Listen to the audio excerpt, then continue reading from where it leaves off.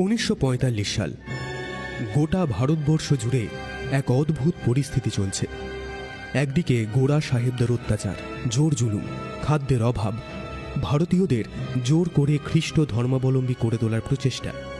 অন্যদিকে স্বদেশীদের স্বাধীনতা পাবার লক্ষ্যে আন্দোলন, আসন্ন যুদ্ধের প্রস্তুতি, চোরাগোপ্তা হামলা, ধরা পড়লে চরম শাস্তি, ফাঁসি, যাবজ্জীবন কারাদণ্ড, সব মিলিয়ে পরিস্থিতি অগ্নিগর্ভ। ব্রিটিশ সরকার স্বদেশী দমনের নানান পন্থা অবলম্বন করছে।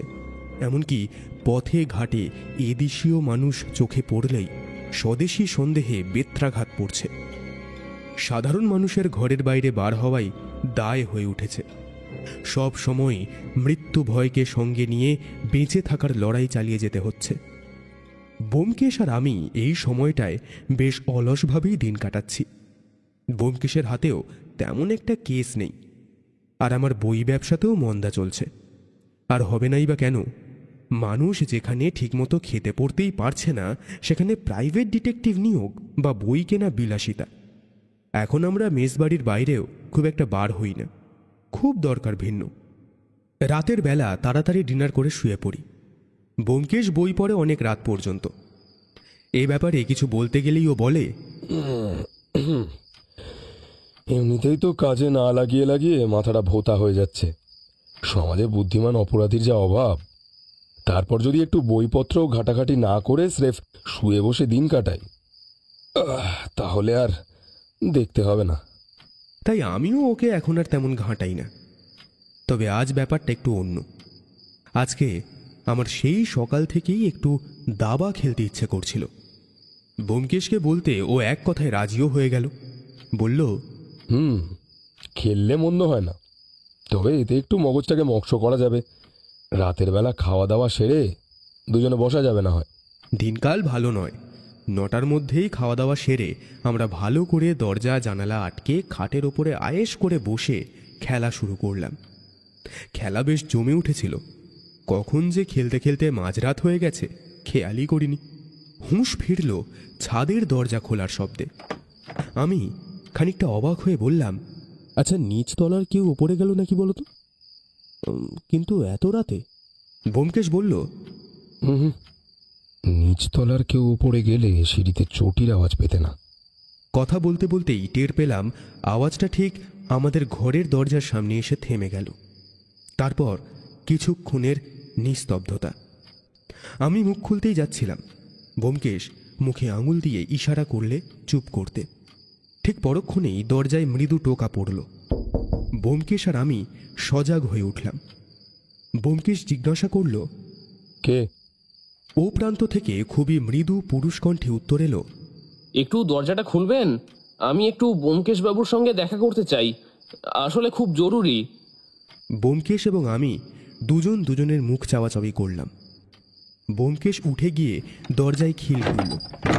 খিল খুলতেই দেখলাম এক বছর 26-এর যুবক দরজায় দাঁড়িয়ে, পরনে মোটা কাপড়ের ধুতি ও পাঞ্জাবি, চোখের দৃষ্টিতে অতিরিক্ত সতর্কতা, গায়ে একটা মোটা কালো চাদর জড়ানো। যুবকটি খুবই নিচু স্বরে ব্যোমকেশকে বলল, ভেতরে আসতে পারি? ব্যোমকেশ দরজা ছেড়ে দাঁড়িয়ে বলল, আসুন। যুবকটি ঘরে প্রবেশ করলে ব্যোমকেশ বলল, নমস্কার, আমি ব্যোমকেশ বক্সি। হ্যাঁ, এবার বলুন, আমার কাছে আপনি এত রাতে কার্নিশ বেয়ে ছাদে উঠে এমন লুকিয়ে লুকিয়ে কি দরকারে এসেছেন? যুবকটি খানিক ইতস্তত করে বলল, মানে এত রাতে আপনাদের এভাবে বিব্রত করার জন্য আমি লজ্জিত। নমস্কার, আমি নীলাম্বর ব্যানার্জি। আমি আপনার কাছে একটি সাহায্যের আশায় এসেছি। সবটা খুলে বলছি, তার আগে একটু জল পেলে ভালো হতো, আসলে ভারী তেষ্টা পেয়েছে। ব্যোমকেশ আমাকে রান্নাঘর থেকে এক গ্লাস জল আনতে বলল। জল এনে যুবকটির হাতে দিতেই সে এক নিঃশ্বাসে সবটুকু জল পান করে গ্লাসটা টেবিলের উপর রাখল। ব্যোমকেশ যুবকটিকে বললে, কিন্তু একজন সত্যান্বেষী একজন মুক্তিযোদ্ধাকে কিভাবে সাহায্য করতে পারে?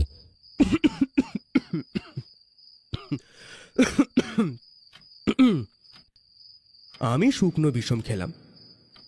এই যুবক মুক্তিযোদ্ধা নাকি? ইংরেজ সাহেবদের তাড়া খেয়ে আমাদের মেসে লুকিয়ে থাকার জন্য ঢুকে পড়েনি তো? নানা রকম সম্ভাবনার কথা আমার মাথায় আসতে লাগলো, কিন্তু যুবকটি দেখলাম ব্যোমকেশের কথায় বিন্দুমাত্র আশ্চর্য হলো না, বরং সে যেন নিশ্চিত ছিল ব্যোমকেশ তার আসল পরিচয় ঠিক ধরে ফেলবে। সে মৃদু হেসে বলল, ঠিক এই কারণেই আপনার কাছে আসা ব্যোমকেশ বাবু। পরিচয় দেওয়ার আগেই কেমন আপনি আমার পরিচয়টা ধরে ফেললেন। তবে এবার আসল কথায় আসা যাক। যেমনটা আগে বললাম, আমি নীলাম্বর ব্যানার্জি, স্বদেশী আন্দোলনের সঙ্গে যুক্ত। এই দেশকে, আমাদের মাতৃভূমিকে ব্রিটিশ শাসন থেকে মুক্ত করার চেষ্টায় আমরা কয়েকজন মিলে একটা সংগঠন তৈরি করেছি। এখন সমস্যা হলো, কিছুদিন যাবৎ আমাদের ব্রিটিশ সরকারের বিরুদ্ধে নেওয়া বিভিন্ন ভবিষ্যৎ পরিকল্পনার কথা আগের থেকেই কোনোভাবে ফাঁস হয়ে যাচ্ছে। ফলস্বরূপ আমাদের কার্যসিদ্ধি তো হচ্ছেই না, উল্টে আমাদের স্বদেশী যোদ্ধাদের প্রাণহানি হচ্ছে। আমার ধারণা সর্ষের মধ্যেই ভূত লুকিয়ে আছে। আমি আপনার কথা অনেক শুনেছি ব্যোমকেশ বাবু। দয়া করে আমাদের দলের মধ্যে লুকিয়ে থাকা সেই বিশ্বাসঘাতককে খুঁজে বার করতে আমাদের সাহায্য করুন ব্যোমকেশ বাবু। ব্যোমকেশ খানিকক্ষণ চুপ থেকে বলল, নীলাম্বর বাবু, আপনাদের মতো মানুষ যারা নিজেদের জীবন তুচ্ছ করে দেশমাতৃকার পায়ের শিকল ভাঙার পণ করেছে, তাদের সাহায্যে লাগতে পারলে আমি নিজেকে ধন্যই মনে করব। কারণ আপনাদের সাহায্য করা মানেই পরোক্ষভাবে আমাদের দেশের জন্য কিছু করা। কিন্তু এই কার্য যে একদিনে সম্পন্ন হবার নয় নীলাম্বর বাবু, এর জন্য আমাকে স্বদেশী ছদ্মবেশে আপনাদের সঙ্গে কিছুদিন থাকতে হবে। বেশ, আপনি বলুন আমাদের আস্তানায় কবে যেতে চান? আগামী সোমবার, মানে আজকের পর থেকে 4 দিন বাদ। তবে আমার সাথে আমার বন্ধু অজিতও যাবে। বেশ, আগামী সোমবার ঠিক এই সময়ে আমি আপনাদের মেস বাড়ির পিছন দিকে ঝোপটার কাছে অপেক্ষা করব। আজ তবে আসি, অনেক ধন্যবাদ। হ্যাঁ, চলুন চলুন, আমি আপনাকে এগিয়ে দিয়ে আসি। হ্যাঁ হ্যাঁ, বেশ, চলুন তবে। বলে নীলাম্বর বাবু নিঃশব্দে বেরিয়ে গেলেন। ব্যোমকেশও পিছন পিছন গেল। তারপর কিছুক্ষণ পরেই আবার ফিরে এলো। আমি ব্যোমকেশকে বললাম, আচ্ছা ব্যোমকেশ, তুমি কি করে বুঝলে যে ইনি একজন মুক্তিযোদ্ধাই হবেন? ব্যোমকেশ হেসে বলল, এ তো সহজ হিসেব। অন্য কেউ যদি আমার কাছে সাহায্যের জন্য আসতো, তবে তাকে এত বাড়তি সাবধানতা অবলম্বন করতে হতো কি? সে তো চাইলেই মেসের প্রধান ফটক দিয়ে আমার কাছে আসতে পারত, আর তাকে আমার কাছে আসার জন্য মাঝরাত হবারও অপেক্ষা করতে হতো না। এই অগ্নিগর্ভ পরিস্থিতিতে কাদের এমন অতিরিক্ত সতর্কতা অবলম্বন করতে হচ্ছে তা নিশ্চয়ই তোমার অজানা নয়। আর তাছাড়া ভদ্রলোকটির পোশাক আশাক দেখেছ? গোরা সাহেবদের জ্বালায় বাংলার তাঁতি ভাইদের হাতের তৈরি মোটা কাপড়ের ধুতি পাঞ্জাবি তো বাজারে আর পাওয়াই যায় না। মেশিনে তৈরি কাপড়ে বাজার ছেয়েছে। সেখানে এই ভদ্রলোক মোটা কাপড়ের ধুতি পাঞ্জাবি পরেছিলেন, যা সাধারণ মানুষের পক্ষে পরে বাইরে বেরোনোর দুঃসাহস দেখানো এক প্রকার অসম্ভব। তাই 2 2 4 করাটা এমন কি কঠিন কিছু অজিত? কিন্তু উনি ছদ্মবেশ নিয়ে দিনের আলোতেও তো আসতে পারতেন। সেক্ষেত্রে মেসের 5টা লোক দেখতো কেউ আমার সাথে দেখা করতে এসেছেন। কারো কারো সন্দেহও হতে পারত। আর জানোই তো, আমাদের মধ্যে এখনো অনেক মির্জাফর লুকিয়ে আছে। তাই উনি আর কোনো রিস্ক নিতে চাননি। যা হোক, চলো, অনেকটা রাত হলো, ঘুমিয়ে পড়ি। নীলাম্বর বাবুর সাথে ওনাদের ডেরায় যাওয়ার আগে একটু সবকিছু সাজিয়ে নিতে হবে। মানসিক প্রস্তুতিও তো আছে নাকি?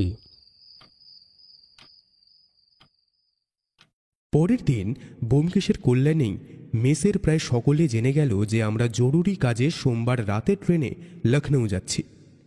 দিনটা আমার আর ব্যোমকেশের অলসভাবে ঘরের মধ্যে শুয়ে বসেই কাটল। সন্ধেবেলা ব্যোমকেশ আমাকে বললে, এই অজিত শোনো, বেশ কিছুদিনের জামা কাপড় ব্যাগে গুছিয়ে ফেলো, বুঝলে? আমি একটু আসছি।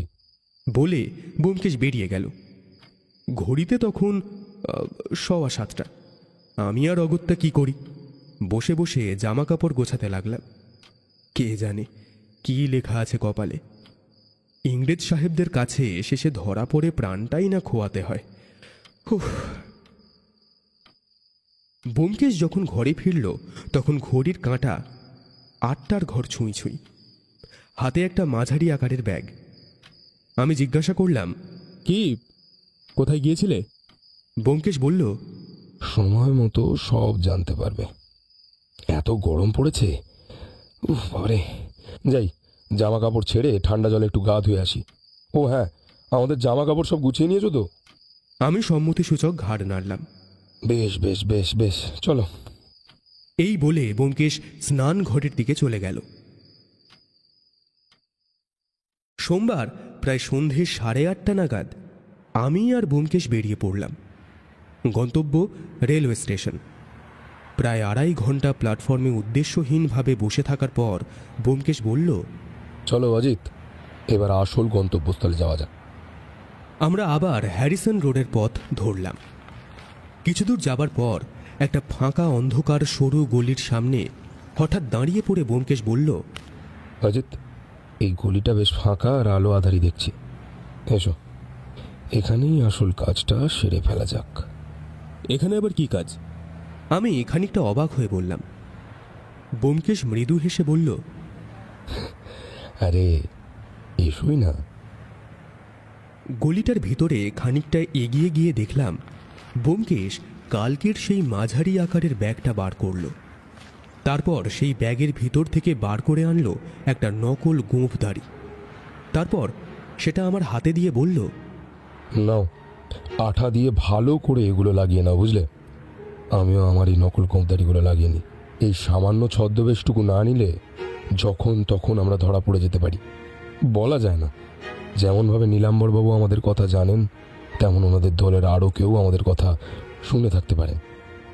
ব্যোমকেশের কথা মতো আমি নকল গোঁফদাড়িগুলো পরে নিলাম।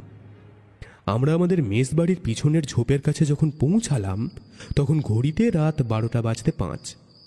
চারিদিক একদম নিস্তব্ধ নিশুতি। শুধুমাত্র মাঝে মাঝে কয়েকটা কুকুরের ডাক আর ঝিঁঝির শব্দ শোনা যাচ্ছে। মেস বাড়িটা অন্ধকারে দৈত্যের ন্যায় দেখাচ্ছে। হঠাৎ একটা চাপা পায়ের আওয়াজে আমরা সতর্ক হয়ে উঠলাম। নীলাম্বর বাবু আসছেন বোধহয়। কিন্তু আমাদের থেকে কিছুটা ব্যবধানে পায়ের শব্দটা থেমে গেল। অন্ধকারে তেমন কিছু ঠাউর করা যাচ্ছিল না। কিছুক্ষণ কোনো সারা শব্দ নেই। খানিক বাদে ব্যোমকেশ চাপা স্বরে বলে উঠল, নীলাম্বরবাবু, ভয় নেই, আপনি এগিয়ে আসুন। এবার অন্ধকারে মিশে একটা ছায়ামূর্তি আমাদের দিকে এগিয়ে এলো। অন্ধকারে আমাদের চোখ শুয়ে এসেছিল। ছায়ামূর্তিটা একদম আমাদের সামনে আসার পর ওটা যে নীলাম্বর বাবুই সেটা সম্পর্কে আমরা নিশ্চিত হলাম। নীলাম্বর বাবু চাপা স্বরে বললেন, বাহ, আপনাদের দুজনের ছদ্মবেশখানা তো বেশ হয়েছে। আমিও প্রথমে চিনতে পারিনি। ভাবলাম সাহেব পুলিশ বুঝি কোনোভাবে খবর পেয়ে আমাকে ধরবে বলে এখানে ছদ্মবেশে ঘাপটি মেরে বসে আছে। বা, আপনি যখন আমাদের চিনতে পারেননি, আপনাদের দলের অন্য কেউও তাহলে আমাদের ধরতে পারবে না, এটুকু নিশ্চিন্ত হওয়া যায়, কি বলুন? সে আর বলতে। ও হ্যাঁ, আপনার সাথে নিজেকে এবং আমার এই সঙ্গীটিকে আরও একবার পরিচয় করিয়ে দিই। এই অধমের নাম বলরাম দাশগুপ্ত, আর এই আমার বন্ধু সুজিত সরকার। আমরা দেশের জন্য কিছু করতে চাই, দেশকে পরাধীনতার শৃঙ্খলা মুক্ত করা আর এই মহৎ কার্যে আপনাদের পাশে থাকতে চাই। তাই আজ থেকে আমরা দুজন আপনাদের সঙ্গী হলাম। আমরা তিনজনেই চাপা স্বরে বলে উঠলাম, বন্দে বন্দে মাতরম, মাতরম, জয় ভারত জয় মাতার ভারত জয়। মাতার জয়। নীলাম্বর বাবু বললেন, চলুন বলরাম বাবু, এখন যাওয়া যাক। অন্ধকারের মধ্যেই আমরা নীলাম্বর বাবুকে অনুসরণ করলাম। এগলি ওগলি বেশ অনেকখানি পথ যাবার পর আমরা একটা ঘিঞ্জি বস্তি মতো এলাকায় এসে পৌঁছালাম। এইখানে মাঝে একখানা সরু রাস্তা আর দুপাশে ছোট ছোট ঝুপড়ি মতো বাড়ি। ঝুপড়িগুলো যেন রাস্তায় উঠে এসেছে। কয়েকটা ছোট ছোট দোকানও চোখে পড়ল, যদিও সব বন্ধ এখন। দু একটা বাড়ি থেকে এখনো লম্ফোর টিমটিমে আলো ভেসে আসছে। সরু রাস্তা ধরে কিছুটা যাবার পর আমরা একটা ঝুপড়ির গা ঠেলে চলে যাওয়া পায়ে চলা রাস্তাটা ধরলাম। কিছু দূর এগিয়ে গিয়ে একটা ছোট মতো খাবার হোটেল চোখে পড়ল। হোটেল বলতে ওই একটা চালার ভিতরে কয়েকটা লম্বা কাঠের টেবিল আর বেঞ্চ পাতা আছে। একপাশে রান্নার জায়গা, ভিতরে একটা ছোট ঘর মতো আছে বলেও মনে হলো। হয়তো ভাড়ার ঘর হবে। হোটেলের সামনে খাটিয়া পেতে শুয়ে আছে এক বছর 70-এর বৃদ্ধ, পরনে সাদা গেঞ্জি আর চেক লুঙ্গি। খাটিয়ার পায়ের কাছে একটা লম্ফ ম্রিয়মান হয়ে আলো বিকিরণ করছে। লম্ফর আলোটা এমনভাবে জ্বলছে যে তাতে চারপাশটা যতটা না আলো হচ্ছে তার চেয়েও বেশি অন্ধকারে ঢেকে যাচ্ছে বলে মনে হচ্ছে। নীলাম্বর বাবু চাপা স্বরে ডেকে উঠলেন, চাচা, ও চাচা, ঘুমালে নাকি? ওঠো, ও চাচা।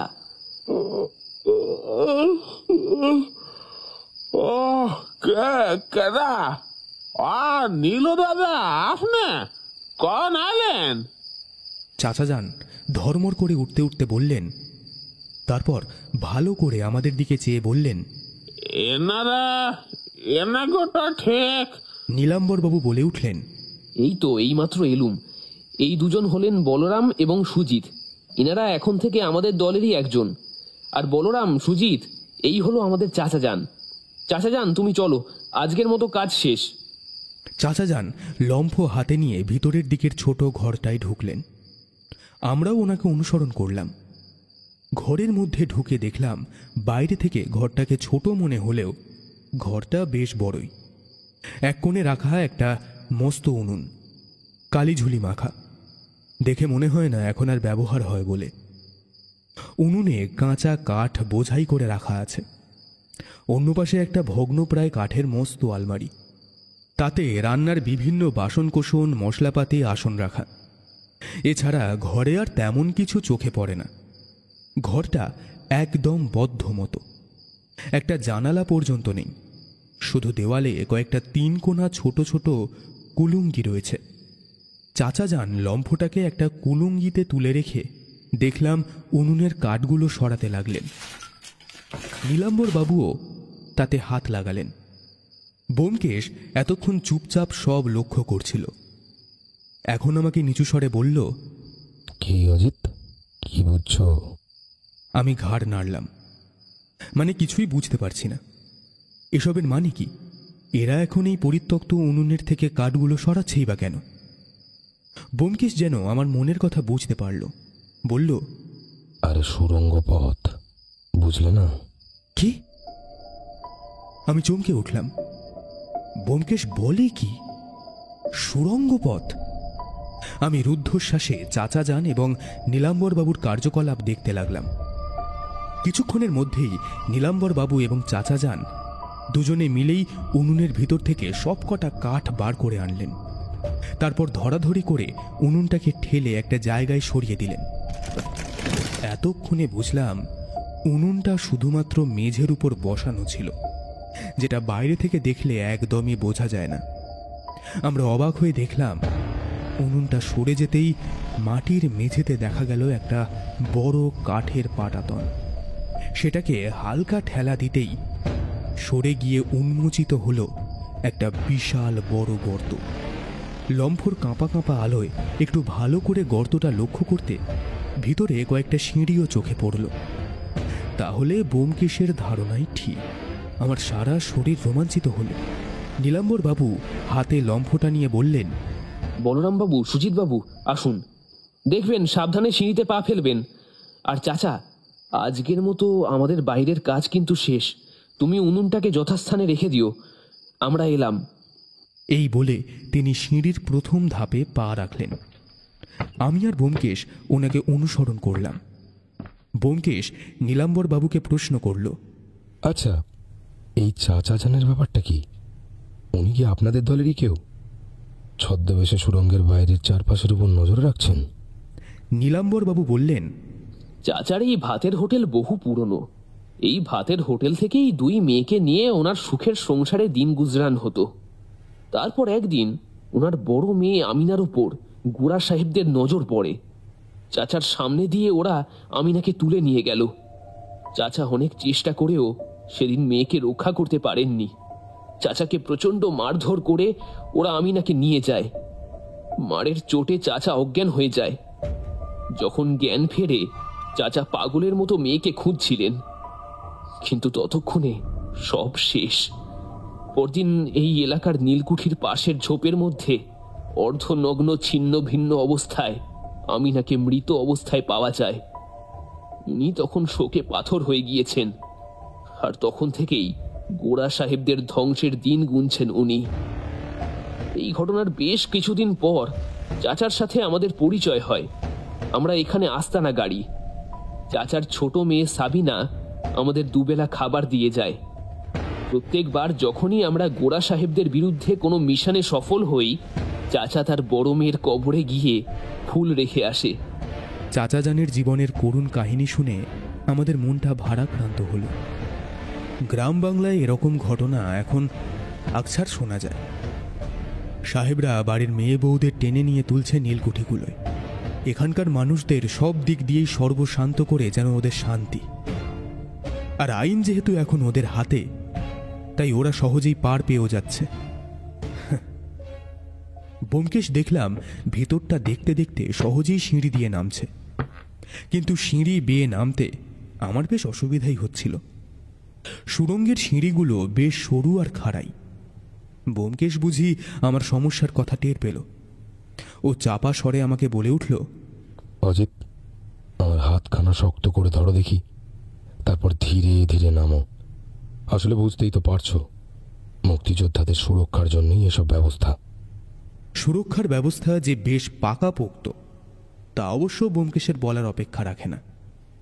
সেটা আমি সুড়ঙ্গের সিঁড়িতে পা রাখার সাথে সাথেই বুঝতে পেরেছি। সুড়ঙ্গের দেওয়ালগুলো অত্যন্ত সাবধানতার সাথে শক্তিশালী কংক্রিট দিয়ে তৈরি করা হয়েছে, যা যথেষ্ট সুরক্ষা এবং স্থিতিশীলতা নিশ্চিত করে।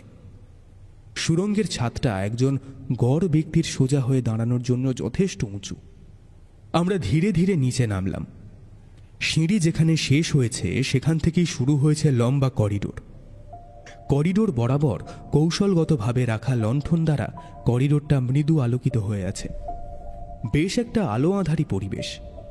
এই আলো আঁধারিতে চোখ ভালো মতো সয়ে আসার পর বুঝলাম করিডোরটা খালি চোখে যতটা না দেখা যাচ্ছে তার চেয়ে অনেক দূরে প্রসারিত, এবং একদিক থেকে বিভিন্ন শাখা প্রশাখায় ছড়িয়ে পড়েছে, এবং এর প্রতিটি শাখা এক একটা আলাদা আলাদা কুঠুরির দিকে নিয়ে যায়, যেগুলো ভীষণ সাবধানতার সাথে মুক্তিযোদ্ধাদের জন্য নির্দিষ্ট উদ্দেশ্যে পরিকল্পিত। পুরো সুড়ঙ্গটাই এই মুহূর্তে বেশ নিস্তব্ধ। নীলাম্বরবাবু বললেন, আজকে আমাদের একটা বড় মিশন ছিল এবং সেটা সাকসেসফুলও হয়েছে। আমাদের যোদ্ধারা আজ বেশ ক্লান্ত, সবাই নিজের নিজের ঘরে আপাতত বিশ্রাম নিচ্ছে, তাই কাউকে এখন আর দেখা যাচ্ছে না। কালকে সবার সাথে আপনাদের আলাপ করিয়ে দেওয়া যাবে। আপাতত চলুন আজকে আমাদের আস্তানাটা আপনাদের ঘুরিয়ে একটু দেখিয়ে দিই। কি ব্যোমকেশবাবু, অসুবিধা নেই তো আপনাদের? অবশ্য আপনারা যদি ক্লান্তি বোধ করেন তবে সেটা কালও হতে পারে। সেক্ষেত্রে চলুন আপনাদের বরং ঘরটা দেখিয়ে দিই, সব ব্যবস্থা করাই আছে। ব্যোমকেশ হেসে বলল, সত্যান্বেষীদের এত সহজে যে ক্লান্ত হয়ে পড়লে চলে না নীলাম্বরবাবু। চলুন আমরা ভিতরটা একবার ভালো করে দেখে নিতে চাই। বেশ, তবে আসুন।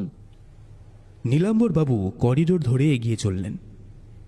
আমরাও ওনার পিছু নিলাম। নীলাম্বরবাবু এগিয়ে যেতে যেতে এক একটা কুঠুরি দেখতে লাগলেন। প্রথমেই করিডোর থেকে বাম দিকের প্যাসেজে ঢুকে প্রথম কুঠুরিটাকে নির্দেশ করে আমাদের বললেন, এই যে এই কুঠুরিটা দেখছেন, এটাকেই আমাদের এই গুপ্ত আস্থানার হৃৎপিণ্ড বলতে পারেন।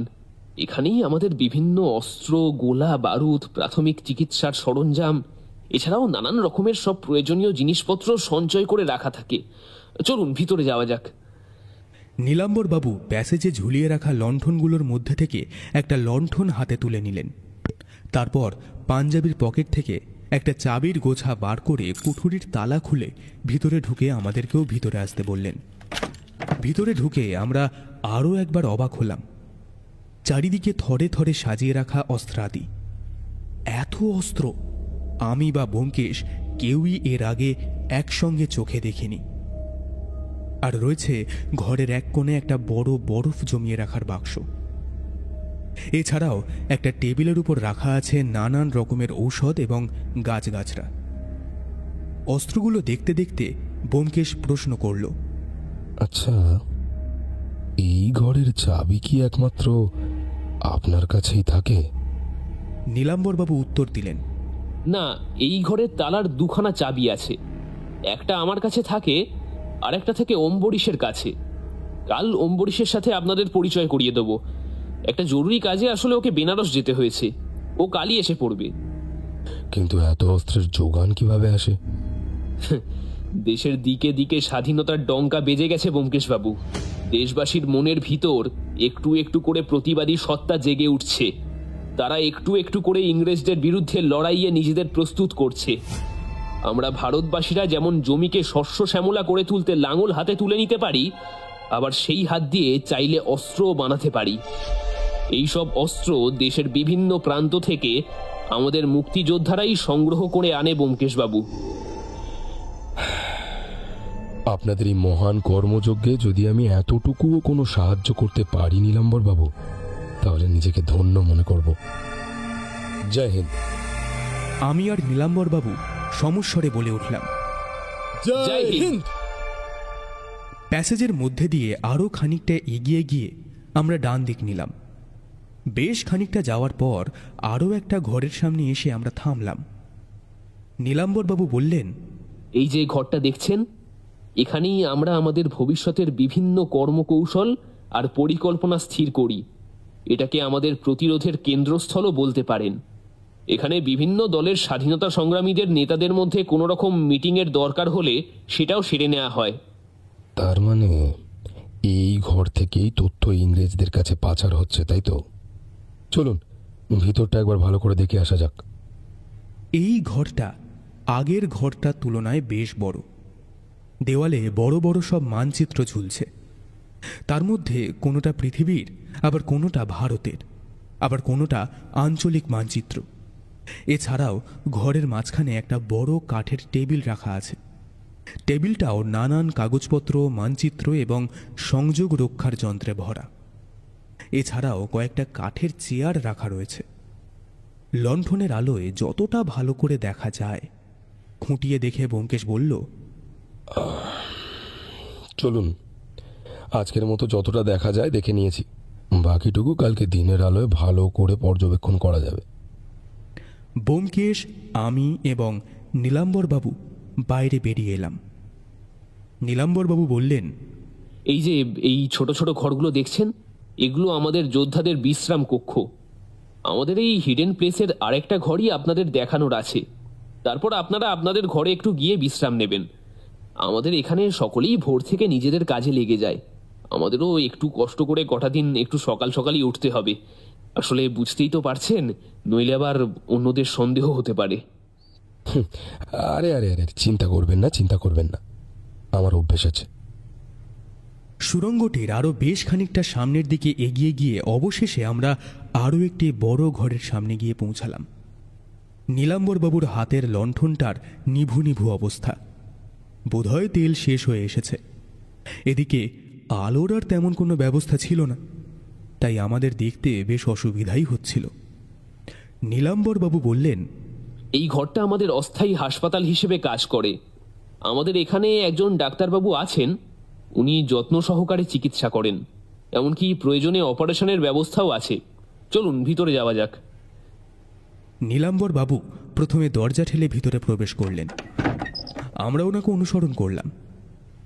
আবছা আলো আঁধারিতে চোখ খানিকটা সয়ে এলো। ঘরের ভিতরটা দেখতে পেলাম। এই ঘরটা অন্যান্য সব ঘরের তুলনায় বড়। ছোট ছোট বেশ কয়েকটা খাট দেওয়ালের গা ঘেঁষে সারি দিয়ে রাখা আছে। এছাড়াও এই ঘরে দুটো লোহার আলমারিতে চিকিৎসার জন্য প্রয়োজনীয় বিভিন্ন যন্ত্রপাতি, ঔষধ যত্ন সহকারে সাজিয়ে রাখা আছে। এছাড়াও এই ঘরেও একটা বড় বরফ জমানোর বাক্স আছে। ঘরের ভিতরে ব্লিচিং পাউডার এবং ঔষধের একটা মিশ্র ঝাঁঝালো গন্ধ। কিন্তু এই গন্ধটা ছাপিয়েও মাঝে মধ্যে একটা আঁশটে গন্ধ নাকে এসে ঝাপটা মারছে। ব্যোমকেশ ভিতরে ঢুকে ভালো করে ঘরটা দেখতে লাগলো। খানিক পরেই আচমকা বলে উঠল, নীলাম্বরবাবু, নীলাম্বরবাবু, তাড়াতাড়ি আলোটা এদিকে নিয়ে আসুন তো। এই যে এই বেডটার কাছটায়। নীলাম্বরবাবু দ্রুত আলোটা নিয়ে ব্যোমকেশের কাছে গেলেন। আমিও গেলাম ওনার পিছন পিছন। আলোটা ঘরের মেঝের কাছে ধরতেই আমাদের চক্ষু চড়ক গাছ। লণ্ঠনের কাঁপা কাঁপা আলোয় দেখলাম একজন পুরুষ মেঝেতে পড়ে আছে। তার বুকে একটা গভীর ক্ষত, আর গোটা মেঝে ভেসে যাচ্ছে রক্তে। পুরুষটিকে দেখে নীলাম্বরবাবু চিৎকার করে উঠলেন, অম্বরীশ, অম্বরীশ! ব্যোমকেশ আর আমি দুজনেই ঘটনার আকস্মিকতায় হতভম্ব হয়ে গেলাম। এ কি করে সম্ভব? নীলাম্বরবাবু যে কিছুক্ষণ আগেই আমাদের বললেন যে অম্বরীশবাবু বেনারস গিয়েছেন, আগামীকাল ফিরবেন। ইতিমধ্যে নীলাম্বরবাবুর চিৎকার শুনে সকলে এই ঘরে ছুটে এসেছে এবং ঘরের ভিতরের অবস্থা দেখে সকলেই আমাদের মতো হতবাক। নীলাম্বরবাবু সাময়িক ট্রমা কাটিয়ে উঠে ভিড়ের মধ্যে দাঁড়িয়ে থাকা একজন পুরুষের দিকে তাকিয়ে উত্তেজিতভাবে বলে উঠলেন, ডাক্তার, ডাক্তার, জলদি এদিকে এসো। দেখো ও অম্বরীশের কি হয়েছে। ওর বুক থেকে রক্ত পড়ছে, ও কথা বলছে না। ভিড়ের মধ্যে থাকা ভদ্রলোকটি নীলাম্বরবাবুর নির্দেশ পেয়ে সামনে এগিয়ে এলেন। তারপর কাঁপা কাঁপা হাতে মেঝেতে পড়ে থাকা মানুষটির হাতের কবজি চেপে ধরে খানিকক্ষণ প্রাণের স্পন্দন খোঁজার বৃথা চেষ্টা করে একবার ঘাড় নেড়ে স্খলিত কণ্ঠে বলে উঠলেন, অম্বরীশদা আর নেই নীলাম্বর, কেউ ওকে খুন করেছে। ব্যোমকেশ বলে উঠল। একে তো ঘটনার আকস্মিকতায় সকলেই হতভম্ব, তারপরে এতক্ষণে ঘরের মধ্যে দুজন অজ্ঞাত পরিচয় ব্যক্তির উপস্থিতি টের পেয়ে সকলে আরও অবাক হয়ে আমাদের মুখের দিকে চাইল। নীলাম্বরবাবু আমাদের পরিচয় দিতেই যাচ্ছিলেন। ব্যোমকেশ হাত তুলে তাকে থামতে বলে বলল, এখনো সব পরিচয় পর্ব সারার সময় নেই নীলাম্বরবাবু, ওসব পরে হবে। আগে ভালো করে আমায় মৃতদেহটা দেখতে দিন। ব্যোমকেশ বেশ ভালোভাবে মৃতদেহ পর্যবেক্ষণ করল। মেঝেতে পড়ে থাকা রক্ত খানিকটা হাতে নিয়ে নিজের মনেই বলল, আশ্চর্য, এরম তো হওয়ার কথা নয়। তারপর ডাক্তারের উদ্দেশ্যে বলে উঠল, ডাক্তারবাবু, কি বুঝছেন? ঠিক কতক্ষণ আগে ঘটনাটা ঘটেছে বলে আপনার মনে হয়? ডাক্তারবাবু বললেন, ঘন্টা 2-3 আগে বলেই আমার ধারণা, অর্থাৎ এখন বাজে 3টে, মানে ওই 12টা থেকে 12:30 নাগাদ। তবে পরীক্ষা নিরীক্ষা করে দেখলে তবেই সঠিকভাবে বলতে পারবো। তবে যেহেতু আমি পোস্টমর্টম এক্সপার্ট নই, তাই হয়তো খুব গভীরভাবে অম্বরীশের মৃত্যুর উপরে আলোকপাত করতে পারবো না। তবে আমি আমার যথাসাধ্য চেষ্টা করব, কিন্তু সেটা দিনের আলো না ফুটলে সম্ভব হবে না। বেশ, আপনি এই ঘরেই পরীক্ষা নিরীক্ষা করবেন তো? পরীক্ষা নিরীক্ষার সময় আমিও আপনার সাথে থাকতে চাই। নীলাম্বরবাবু, আশা করি আপনার তাতে আপত্তি নেই। নীলাম্বরবাবু কথা বলার অবস্থায় ছিলেন না। উনি ঘাড় নেড়ে সম্মতি জানালেন। যে খান দশেক মানুষ ঘরের মধ্যে দাঁড়িয়েছিলেন তাদের সকলের অবয়ব স্পষ্ট দেখা যাচ্ছিল না। ঘরটার মধ্যে ছোট ছোট খাটের আধিক্যের কারণে কেউই দরজা থেকে ঘরের খুব একটা ভিতরে প্রবেশ করতে পারেননি। ভিতরের দিকে ছিলাম কেবলমাত্র আমি, ব্যোমকেশ, নীলাম্বরবাবু এবং ডাক্তার। এখন ভিড়ের মধ্যে থেকে একজন পুরুষ এগিয়ে এসে বললেন, কিন্তু নীলাম্বর, ওনাদের পরিচয় না পাওয়া পর্যন্ত আমি ওনাদের কিন্তু এসব কিছু করার অনুমতি দিতে পারবো না। নীলাম্বরবাবু বলে উঠলেন, মাস্টার মশাই, আমি এনাদের নিয়ে এসেছি। এনারা... নমস্কার, আমি সত্যান্বেষী ব্যোমকেশ বক্সী, আর ইনি হলেন অজিত। নীলাম্বরবাবু ব্যোমকেশের এহেন স্বীকারোক্তিতে চমকে উঠলেন। ব্যোমকেশ তাকে চোখের ইশারায় আশ্বস্ত করল। নীলাম্বরবাবু খানিকটা দম নিয়ে বললেন, বাকিটুকু আমি আপনাদের পরে বুঝিয়ে বলছি মাস্টার মশাই। আপাতত ওনারা যা চাইছেন ওনাদের করতে দিন। আমার উপর একটু ভরসা রাখুন। আমাকে দুটো লণ্ঠনের ব্যবস্থা করে দিয়ে আপনারা যে যার ঘরে যান আপাতত। আর একটু পরেই ভোরের আলো ফুটবে। ডাক্তারবাবু, সকাল 7:30 নাগাদ আপনার কাজ শুরু হবে। সকলেই মনে নানান রকম জিজ্ঞাসা নিয়ে যে যার মতো ঘরে ফিরে গেল। একজন এসে দুটো লণ্ঠন দিয়ে রেখে গেল। ব্যোমকেশ আমাকে বলল, অজিত, ঘরটা ভালো করে খুঁজে দেখো, আর অদ্ভুত কিছু চোখে পড়লে আমাকে জানিও, আমিও খুঁজে দেখি। মার্ডার উইপন খুঁজে পাওয়া যাবে না নিশ্চয়ই। খুনি ওটাকে... কিন্তু মার্ডার উইপন কি হতে পারে বলো তো? ব্যোমকেশ যেন আমার কথা শুনতেই পেল না। যেখানে অম্বরীশবাবুর মৃতদেহ পড়েছিল ওই জায়গাটা এখনো রক্তে ভিজে আছে। ব্যোমকেশ লণ্ঠন নিয়ে ঝুঁকে ওই জায়গাটা ভালো করে দেখতে দেখতে বলল, রক্তের গাঢ়ত্ব তো এত পাতলা হবার কথা নয়, তবে এখানে পড়ে থাকা রক্তটা এরকম কেন? মনে হচ্ছে যেন কেউ রক্তের ওপর খানিকটা জল ঢেলে দিয়ে গেছে। অম্বরীশবাবুর জামাটাও অনেকটা জায়গা জুড়ে ভিজে ছিল, আর ওনার হাত পাও এতটা ঠান্ডা ছিল না যতটা ওনার বুকের কাছটায় ছিল। কিন্তু কেন? এই খুনের সাথে জলের কি কোনো সম্পর্ক আছে? থাকলে সেটা কি? অনেকগুলো প্রশ্নের উত্তর খুঁজতে হবে অজিত, বুঝলে? অনেকগুলো প্রশ্নের উত্তর খুঁজতে হবে। এমনও তো হতে পারে যে ওনার থ্রম্বসাইটোপেনিয়া ছিল। ঠিকঠাক জানা নেই, তবে কোথাও যেন একটা পড়েছিলাম। এইসব কেসে রক্ত জলের মতো পাতলা হয়ে যায়। রক্তে প্লেটলেটের পরিমাণ কমে গেলে অনেক সময় রক্ত পাতলা হয়ে যায়, কেটে গেলে রক্ত ধরতে চায় না। কিন্তু আমার মনে হচ্ছে এই ব্যাপারটা ঠিক ওরকম নয়। তবে এরকম কিছু রোগ ওনার ছিল কিনা তা অবশ্যই একবার নিশ্চিত হয়ে নিতে হবে। আমি আর ব্যোমকেশ ঘরটা খুঁটিয়ে খুঁটিয়ে দেখছিলাম। কোথাও সেরকম অস্বাভাবিকতা তেমন চোখে না পড়লেও ঘরটার জায়গায় জায়গায় কেমন একটা ভিজে ভিজে ভাব। মেঝেতে জল পড়ে শুকিয়ে যাবার পরেও পা দিলে যেমন একটা অনুভূতি হয়, ঠিক তেমন ঘরের বিভিন্ন জায়গায় জলের শুকিয়ে যাবার দাগও পাওয়া গেল। এই ঘরেও একখানা অনেক বড় বরফ জমানোর বাক্স আছে। আমি ব্যোমকেশকে বললাম, আচ্ছা, এই বরফের বাক্সটা থেকে কোনোভাবে জল চুঁইয়ে পড়ছে না তো? ব্যোমকেশ ভালো করে বরফের বাক্সটা পরীক্ষা করে বলল, না, বরফের বাক্স ঠিকই আছে, শুধু... ব্যোমকেশের কথা শেষ হবার আগেই ঘরের মধ্যে ঝড়ের মতো প্রবেশ করল এক যুবতী। আন্দাজ 19-20 হবে, আলুথালু বেশ, চোখের কোলে জলের রেখা। দৌড়ে এসে ঘরে ঢুকেই দাপাতে শুরু করল। কোথায় কোথায় আমার অম্বরীশ? কোথায়? কখন ফিরেছে ও? এসে আমার সাথে দেখা করেনি কেন প্রথমে? ও কোথায় লুকিয়ে আছে? বেরোচ্ছে না কেন? বাইরে সবাই ওর নামে ফিসফাস করছে, উল্টোপাল্টা কথা বলছে। আপনারা দেখেছেন ওকে? যুবতীটিকে হঠাৎ ঘরের মধ্যে ঢুকে এরকম করতে দেখে আমরা দুজনেই কি করব বুঝতে না পেরে একটু অসহায় বোধ করছিলাম। এমন সময় হন্তদন্ত হয়ে নীলাম্বরবাবু ঘরে প্রবেশ করলেন। ওনাকে দেখে আমরা একটু আশ্বস্ত হলাম। নীলাম্বরবাবু যুবতীটির উদ্দেশ্যে বললেন, নিশি, নিশি, শান্ত হও নিশি। সত্যিটা তোমাকে মেনে নিতেই হবে। তুমি তো এত দুর্বল চিত্তের নয়। এই কাজে আমাদের জীবন অনিশ্চিত জেনেই তো আমরা এই কাজে নেমেছি। আমাদের উদ্দেশ্য অনেক মহৎ, আর সেই মহৎ উদ্দেশ্যের কাছে আমাদের প্রাণ অতি তুচ্ছ। এই ঘরের মধ্যেই একটা অংশ পর্দা দিয়ে আড়াল করে রাখা আছে। স্বাধীনতা সংগ্রামীদের কোথাও চোট লাগলে সেখানে যদি কোনো অস্ত্রোপচারের দরকার পড়ে তবে ওই স্থানেই ডাক্তারবাবু সেটা সেরে নেন। অম্বরীশবাবুর মৃতদেহটা ওই স্থানেই সরিয়ে রাখা হয়েছিল।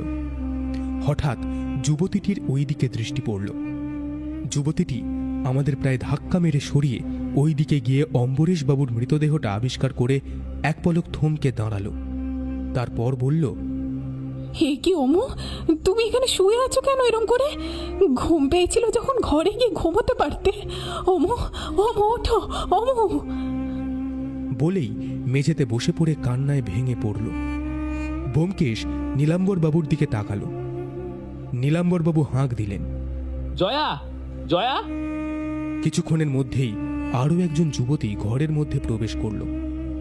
এই যুবতী ওই নিশি নামক মেয়েটির সমবয়স্ক হবে বলেই মনে হয়। নীলাম্বরবাবু বললেন, জয়া, নিশিকে ওর ঘরে নিয়ে যাও।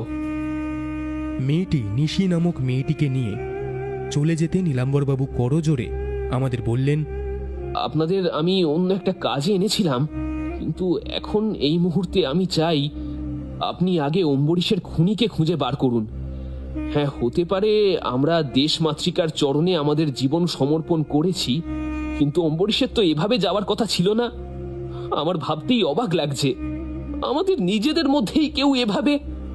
ব্যোমকেশ নীলাম্বরবাবুর হাতটাকে নিজের হাতের মধ্যে নিয়ে বলল, আমরা যথাসাধ্য চেষ্টা করব, আপনি শুধু আমাদের উপর ভরসা রাখুন। নীলাম্বরবাবু বললেন, সকাল হয়ে গেল তো, আপনাদের এখানের কাজ হয়ে গেলে বরং চলুন, একটু জিরিয়ে নেবেন। আমি এখানে আমার দুজন বিশ্বস্ত অনুচরকে পাহারায় পাঠিয়ে দিচ্ছি। আমরা যখন হাত মুখ ধুয়ে বিছানায় একটু শরীরটা এলিয়ে দিলাম, তখন ঘড়িতে ভোর 5টা। সারা রাত অনিদ্রার কারণে কিছুক্ষণের মধ্যেই আমাদের দু চোখ জড়িয়ে এলো। অজিত, অজিত, ওঠো, চোখে মুখে জল দিয়ে তৈরি হয়ে নাও। অম্বরীশবাবুর ময়না তদন্তের সময় আমরা ওখানে থাকবো বলেছিলাম না? ব্যোমকেশের ঠেলা খেয়ে সকাল 7টা নাগাদ আমার ঘুম ভাঙল। ঠিকঠাক ঘুম না হবার কারণে তখনও শরীরটা ম্যাজ ম্যাজ করছিল। আমি ব্যোমকেশকে বললাম, আচ্ছা ব্যোমকেশ, আমাদের ওখানে থাকাটা কি খুব প্রয়োজনীয়? ওই ডাক্তার তো ছিলেনই, উনিই তো ময়না তদন্তের রিপোর্ট তোমাকে দিতে পারতেন। আসলে বুঝতেই তো পারছো, কোনোদিন এভাবে। ব্যোমকেশ আমাকে সাহস দিয়ে বলল, আহা, তুমি ভয় পাচ্ছ কেন? পুরো সময়টা থাকার দরকার বোধহয় হবে না। আসলে মৃতদেহটা আমি দিনের আলো একবার ভালো করে দেখতে চাই। এই চলো চলো, ওঠো ওঠো। এরপরে আর কী বা বলার থাকতে পারে। হাত মুখ ধুয়ে একটা কড়া চা আর সিগারেট খেয়ে স্বদেশীদের সেই অস্থায়ী হাসপাতালে এসে পৌঁছালাম। ডাক্তারবাবু আগেই এসে তৈরি হয়েছিলেন। আমরা যাবার পর কাজ শুরু করলেন। প্রথমেই মৃতদেহের জামাকাপড় খুলে দেওয়া হলো। ব্যোমকেশ ভালো করে মৃতদেহটা লক্ষ্য করতে লাগলো। চাপা স্বরে আমাকে বলল, ক্ষতটার চারপাশটা দেহের অন্যান্য অংশের তুলনায় একটু অস্বাভাবিক লাগছে না? দেখো, কেমন একটা সাদাটে হয়ে গেছে না? আবার বুকের চামড়ায় জায়গায় জায়গায় জল জমে কিরকম ফোসকা পড়ে গেছে। সাধারণত ছুরির আঘাতে তো এরকম হওয়ার কথা নয়। আবার ক্ষতটা দেখে মনে হচ্ছে খুব একটা গভীরও নয়, আর কেমন একটা এবড়ো খেবড়ো। খুব ধারালো কিছু দিয়ে খুন করলে এরকম হওয়ার কথা নয়। তবে খুনটা হলো কি দিয়ে? এর মধ্যে ডাক্তার একটা লোহার আলমারির সামনে আমাদেরকে ডেকে বলল, ব্যোমকেশবাবু, অজিতবাবু, বলছি এই যন্ত্রপাতিগুলো ওই টেবিলের সামনে নিয়ে যেতে আমাকে একটু সাহায্য করবেন? আমরা সম্মতি জানালে ডাক্তারবাবু প্রয়োজনীয় যন্ত্রপাতিগুলো বার করতে লাগলেন। তারপর হঠাৎ একটা অদ্ভুত দর্শন যন্ত্র বার করে হাতে নিয়ে খানিকটা অবাক হয়ে নিজের মনেই বলে উঠলেন, এই যন্ত্রটা আবার এখানে এলো কি করে? কদিন ধরেই তো এটাকে খুঁজে পাচ্ছিলাম না। তারপর আবার যন্ত্রটাকে যথাস্থানে রেখে কিছু ইনস্ট্রুমেন্ট আমাদের হাতে দিয়ে আর কিছু নিজে নিয়ে আবার পোস্টমর্টেম টেবিলে ফিরে এলেন। উনি ওনার কাজ শুরু করতে যাবেন এমন সময় হঠাৎ করেই আমার ভীষণ শরীর খারাপ করতে শুরু করলো। ভীষণ গা গুলিয়ে উঠল। ডাক্তারবাবু বললেন, এই পরিবেশটা বোধহয় ওনার শরীর নিতে পারছে না। আপনি ওনাকে ঘরে নিয়ে যেতে পারেন। আমি যেটুকু তথ্য জানতে পারবো আপনাকে জানাবো।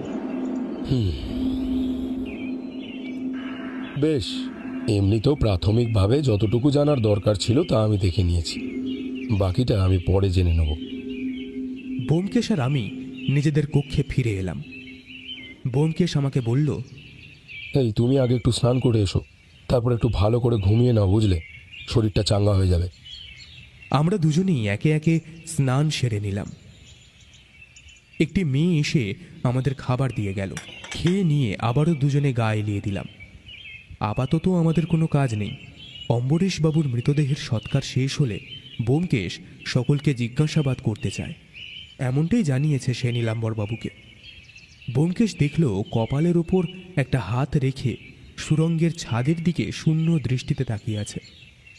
এই দৃষ্টি আমি চিনি। এর মানে ও কোনো গভীর চিন্তায় মগ্ন আছে। আমি খানিকক্ষণ এপাশ ওপাশ করে ঘুমিয়ে পড়লাম। অম্বরীশবাবুর দাহকার্য সম্পন্ন হলে ব্যোমকেশ নীলাম্বরবাবুকে জানালো যে সে এবার জিজ্ঞাসাবাদ শুরু করতে চায়, যেন তার ব্যবস্থা করে দেওয়া হয়। ব্যোমকেশের কথা মতো একটা ছোট্ট কক্ষে জিজ্ঞাসাবাদের ব্যবস্থা করে দিলেন নীলাম্বরবাবু। কথা হলো এক এক করে সকলেই আসবেন, নিজের পরিচয় দেবেন, তারপর তাঁকে জিজ্ঞাসাবাদ করা হবে। সবার প্রথমে নীলাম্বরবাবুকে ডাকা হলো। যদিও উনি আমাদের সন্দেহের ঊর্ধ্বে, কারণ অম্বরীশবাবু যখন খুন হন সেই সময় নীলাম্বরবাবু আমাদের সঙ্গেই ছিলেন। ব্যোমকেশ নীলাম্বর বাবুকে প্রশ্ন করল, আচ্ছা, অম্বরীশ বাবু ঠিক কেমন প্রকৃতির মানুষ ছিলেন? আমরা দেখলাম অম্বরীশ বাবুর কথা বলতে গিয়ে নীলাম্বর বাবুর গলা কেঁপে উঠল। ধরা গলায় উনি বললেন, ওর মতো সাহসী বুদ্ধিমান ছেলে আমাদের দলে খুব কমই ছিল। ওই আমাকে আপনাদের ওখানে ডেকে আনার পরামর্শ দিয়েছিল। ওর পরিকল্পনা মাফিক চলে আমরা এর আগে অনেকগুলো মিশনে সাকসেস পেয়েছিলাম। কত ভালো চাকরি, সুখের জীবন ত্যাগ করে ও আমাদের দলে যোগ দিয়েছিল স্বাধীন ভারত দেখবে বলে। মাস্টার মশাই আসলে ওকে এনেছিলেন। ধীরে ধীরে ও আমাদের দলের নেতা হয়ে উঠছিল। মাস্টার মশাই মানে সূর্যশেখর চক্রবর্তী আমাদের এই দল প্রতিষ্ঠা করেছিলেন, কিন্তু উনি সবসময় আমাদের এখানে থাকতে পারতেন না। তাই কথা ছিল অম্বরীশ বেনারস থেকে ফিরলে ওকেই আমাদের দলনেতা করা হবে। কিন্তু তার আগেই সবটা। বলতে বলতে গলা বুঝে এলো নীলাম্বর বাবু। ব্যোমকেশ বলল, আপনি শান্ত হন। আচ্ছা, একটু ভেবে বলুন তো, ওনার সাথে কি কারো কোনো মতবিরোধ বা ঝামেলা কিছু ছিল? না, সেরকম কিছু তো। তবে হ্যাঁ, পবিন্দারের সঙ্গে ওর ঠিক বনতো না। মানে অম্বরীশকে যে আমাদের লিডার করা হবে এটা ও ঠিক মেনে নিতে পারেনি। আর তো কারোর সাথে তেমন। বেশ, আপাতত আপনি যান, বুঝলেন? বিশ্রাম করুন। আগের দিন রাতে যারা যারা এই হিডেন প্লেসে উপস্থিত ছিল সকলেই জিজ্ঞাসাবাদের জন্য ঘরের বাইরের সরু প্যাসেজে অপেক্ষা করছিল। নীলাম্বর বাবু চলে যেতে ব্যোমকেশ আমাকে বলল, অজিত, ডাক্তারকে আসতে বলো। এরপর আমি বাইরে বেরিয়ে ডাক্তারকে ভিতরে আসতে বলে এলাম। কিছুক্ষণ পরেই ডাক্তার এসে ঘরে ঢুকল। ব্যোমকেশ ওনাকে বসতে বলে প্রশ্ন করল, আপনার নাম? যতীন দাস। বলুন, অম্বরীশ বাবুর মৃতদেহ পরীক্ষা করে আপনি কি বুঝলেন? ছুরি জাতীয় কোনো কিছু দিয়ে ওকে খুন করা হয়েছে বলে আমার মনে হচ্ছে, কিন্তু আঘাতটা খুব বেশি গভীর নয়। বারবার স্ট্যাবিং করা হয়েছে। আর হ্যাঁ, ক্ষত স্থানের টিস্যুগুলো ফ্রোজেন হয়ে গেছিল। আচ্ছা, বুঝলাম। আচ্ছা, বলতে পারেন অম্বরীশ বাবুর রক্তে কোনো সমস্যা ছিল কিনা, বা রক্ত ঘটিত কোনো রোগ ওনার ছিল কিনা? আগে না, পরীক্ষা করে আমি তেমন কোনো কিন্তু অস্বাভাবিকত্ব পাইনি। আচ্ছা, বেশ, আপনি এবার যেতে পারেন। তবে যাওয়ার আগে একটু পরবিন্দর বাবুকে পাঠিয়ে দেবেন। ধন্যবাদ। ডাক্তার চলে গেলেন। কিছুক্ষণ পরেই ভিতরে ঢুকলেন পরবিন্দর বাবু। বেশ লম্বা চওড়া দোহারা চেহারা। ব্যোমকেশ ওনাকে বসতে বলে সরাসরি প্রশ্ন করল, অম্বরীশ বাবুর মৃত্যুতে আপনার তো বেশ লাভই হলো, তাই না? পরবিন্দর বাবুর কঠিন চোয়াল আরো দৃঢ় হল। তিনি কাটা কাটা গলায় উত্তর দিলেন, বিনা প্রতিপক্ষে যুদ্ধ করে কি আর মজা আসে ব্যোমকেশ বাবু? পক্ষপাতিত্ব আমি সহ্য করতে পারি না। তাই বলে একজনের পিঠ পিছে খুন করব, এমন মেন্টালিটি থাকলে আর এই কাজে নামতাম না। ব্যোমকেশ প্রশ্ন করল, অম্বরীশ বাবু যখন খুন হন আপনি তখন কোথায় ছিলেন? নিজের ঘরে বসে বিশ্রাম নিচ্ছিলাম। এর কোনো প্রমাণ? যদি জানতাম যে অম্বরীশ খুন হবে আর মহান সত্যান্বেষী এই খুনের তদন্ত করতে আসবেন, তাহলে অবশ্যই প্রমাণ রেখেই বিশ্রাম নিতাম। আশা করছি আপনার আর কোনো প্রশ্ন নেই। আমি উঠলাম। পরবিন্দর বাবু চলে গেলেন। ব্যোমকেশের ভাবের কোনো পরিবর্তন আমি দেখলাম না।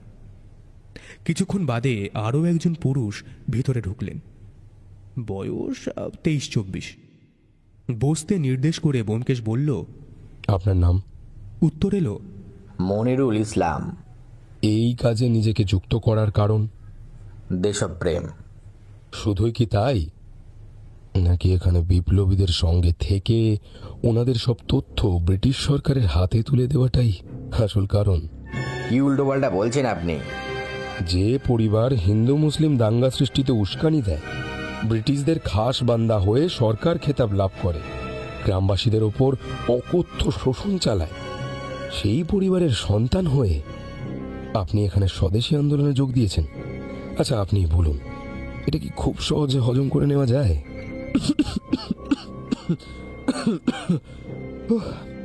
মনিরুলের সঙ্গে আমিও বিষম খেলাম। এসব কি বলছে ব্যোমকেশ? মনিরুলের পরিবারের কথা ও কিভাবে জানল? আমি হাজার জিজ্ঞাসা নিয়ে ব্যোমকেশের দিকে তাকিয়ে রইলাম। মনিরুল মুহূর্তে নিজেকে সামলে নিয়ে বলল, হিরণ্যকশিপুর ঘরেও তো প্রহ্লাদের জন্ম হয়েছিল ব্যোমকেশবাবু। ওই বাড়িতে থেকে ওই বাড়ির গোঁড়ামি, অনাচার এবং সর্বোপরি মানুষের দুরবস্থা দেখে আমি কি করে চুপ থাকি বলুন তো? জাত ধর্ম বর্ণ নির্বিশেষে আমরা তো সবাই ভারতবাসী। আমাদের ভারত মাতার এই দুর্দিনে সব কিছু ভুলে আমাদের একসাথে এগিয়ে আসা উচিত, আর আমি সেই কাজটুকুই শুধু করেছি। আচ্ছা মনিরুল বাবু, অম্বরীশবাবুর মৃত্যুর সময় আপনি কোথায় ছিলেন? যে পরিবারের কথা আপনি এতক্ষণ বলছিলেন, ওই পরিবারে আমার মা এখনো মরতে মরতে বেঁচে আছেন। ওরা আমার মাকে বন্দি করে রেখেছে। আমি কোথায় এটা জানতে অকথ্য অত্যাচার চলে আমার মায়ের উপরে। তবুও মা সবটুকু সহ্য করে দাঁতে দাঁত চেপে পড়ে আছে স্বাধীন ভারত দেখবে বলে। মায়ের জন্যই আমি মাঝে মাঝে গভীর রাতে লুকিয়ে ওই বাড়িতে যাই। কাল রাতেও গিয়েছিলাম, আর ফিরে এসে দেখি। তবে হ্যাঁ, একটা কথা আপনাকে জানানোর ছিল। জানি নাই তথ্যটা আপনার কতটা কাজে আসবে। কাল যখন আমি মায়ের কাছে যাব বলে বেরিয়েছিলাম, তখন অম্বরীশের ঘরের পাশের প্যাসেজ দিয়ে যাওয়ার সময় আমি যেন নীলাম্বরদার চাপা কণ্ঠস্বর শুনেছিলাম। নীলাম্বরদা যেন চাপা কণ্ঠে অম্বরীশকে ডাকছিল। সম্ভবত ঘরের বাইরে আসতে বলছিল। ব্যোমকেশ স্বগতোক্তি করল। স্ট্রেঞ্জ। তারপর মনিরুলের উদ্দেশ্যে বলল, আচ্ছা, ঠিক কটা নাগাদ বলতে পারবেন? এই ধরুন 12টা নাগাদ। বেশ, আপনি এখন আসতে পারেন। ধন্যবাদ। মনিরুল চলে যেতে আমি ব্যোমকেশকে আমার কৌতূহলগুলোর কথা বলতে যাব, তার আগেই ব্যোমকেশ আমাকে হাত তুলে থামিয়ে বলল, তোমার সব প্রশ্নের উত্তর তুমি পরে পাবে। আপাতত এই জিজ্ঞাসাবাদের পর্ব শেষ করি। যাও, পরের জনকে আসতে বলো। মনিরুলের পরে যিনি জিজ্ঞাসাবাদ কক্ষে প্রবেশ করলেন তাকে আমরা মোটামুটিভাবে চিনি, সূর্যশেখরবাবু। ইনি সম্ভবত এই দলের প্রবীণ সদস্য, নীলাম্বরবাবুর মাস্টারমশাই। ওই দলের প্রতিষ্ঠাতাও। বয়স আন্দাজ 50 থেকে 52। দীপ্তিময় চোখ, দৃঢ় চেহারায় এমন একটা কিছু আছে যাতে ওনাকে দেখলেই শ্রদ্ধায় মাথা নত হয়ে আসে। ব্যোমকেশ ওনাকে বসতে বলল। উনি ব্যোমকেশের সামনে রাখা চেয়ারটায় বসে বললেন, নীলাম্বরের মুখে তোমার সব কথাই শুনলাম। গোয়েন্দাগিরিতে তোমার নাকি খুব নাম ডাক। তা পারবে সর্ষের মধ্যে লুকিয়ে থাকা ভূতটিকে খুঁজে বার করতে? অচেনা শত্রুর চেয়ে চেনা শত্রু যে অনেক বেশি ভয়ঙ্কর। আমার নিজের হাতে তৈরি করা দলটাকে শেষ করে দিতে চায় সে। এমনকি অম্বরীশটাও চলে গেল। ব্যোমকেশ সূর্যশেখর বাবুর হাত দুটো ধরে বলল, আমি চেষ্টা করব মাস্টার মশাই, তবে আমার কয়েকটা প্রশ্ন আছে। আচ্ছা, অম্বরীশের মৃত্যুর সময় আপনি কোথায় ছিলেন একটু মনে করে বলতে পারবেন? নিজের ঘরেই ছিলাম। শরীরটা আসলে একটু খারাপ লাগছিল, তাই শুয়ে পড়েছিলাম। ব্যোমকেশ হঠাৎ ভদ্রলোকের হাতটা ভালো করে দেখতে দেখতে বলল, আচ্ছা, আপনার হাতের চামড়াটা এরকম কুঁচকে গেছে কেন? ঠিক ঠিক যেমনটা অনেকক্ষণ জল ঘাটলে হয়, সাদাটে বিবর্ণও হয়ে গেছে খানিকটা। ভদ্রলোক খানিকটা অপ্রস্তুত হয়ে বললেন, আসলে এটা আমার একটা রোগ। আমি স্পষ্ট দেখলাম ব্যোমকেশের কপালে দুটো ভাঁজ পড়ল। তবুও ও শান্ত গলায় বলল, বেশ মাস্টারমশাই, আপনি এখন আসতে পারেন। সূর্যশেখর বাবু চলে যাবার পর ব্যোমকেশ দু হাতে কপাল চেপে ধরে বসেছিল। তারপর আমাকে বলল, এই অজিত, এই একটা সিগারেট ধরাও তো, মাথাটা বড্ড ধরেছে আমার। আমি একখানে সিগারেট ধরিয়ে ব্যোমকেশকে দিলাম, একটা নিজেও ধরালাম। ব্যোমকেশ বলল, আর কতজন বাকি আছে? 3 জন মনে হয়। এছাড়াও চাচা যান আর তার মেয়েও আছে। আসতে বলবো? ব্যোমকেশ ঘাড় নেড়ে সম্মতি জানালো। পরে যিনি ঘরের মধ্যে প্রবেশ করলেন তাকেও আমরা চিনি, নিশিগন্ধা। নিশিগন্ধাকে ব্যোমকেশ বসতে বললে উনি অবনত মস্তকে ব্যোমকেশের সামনে রাখা চেয়ারে বসলেন।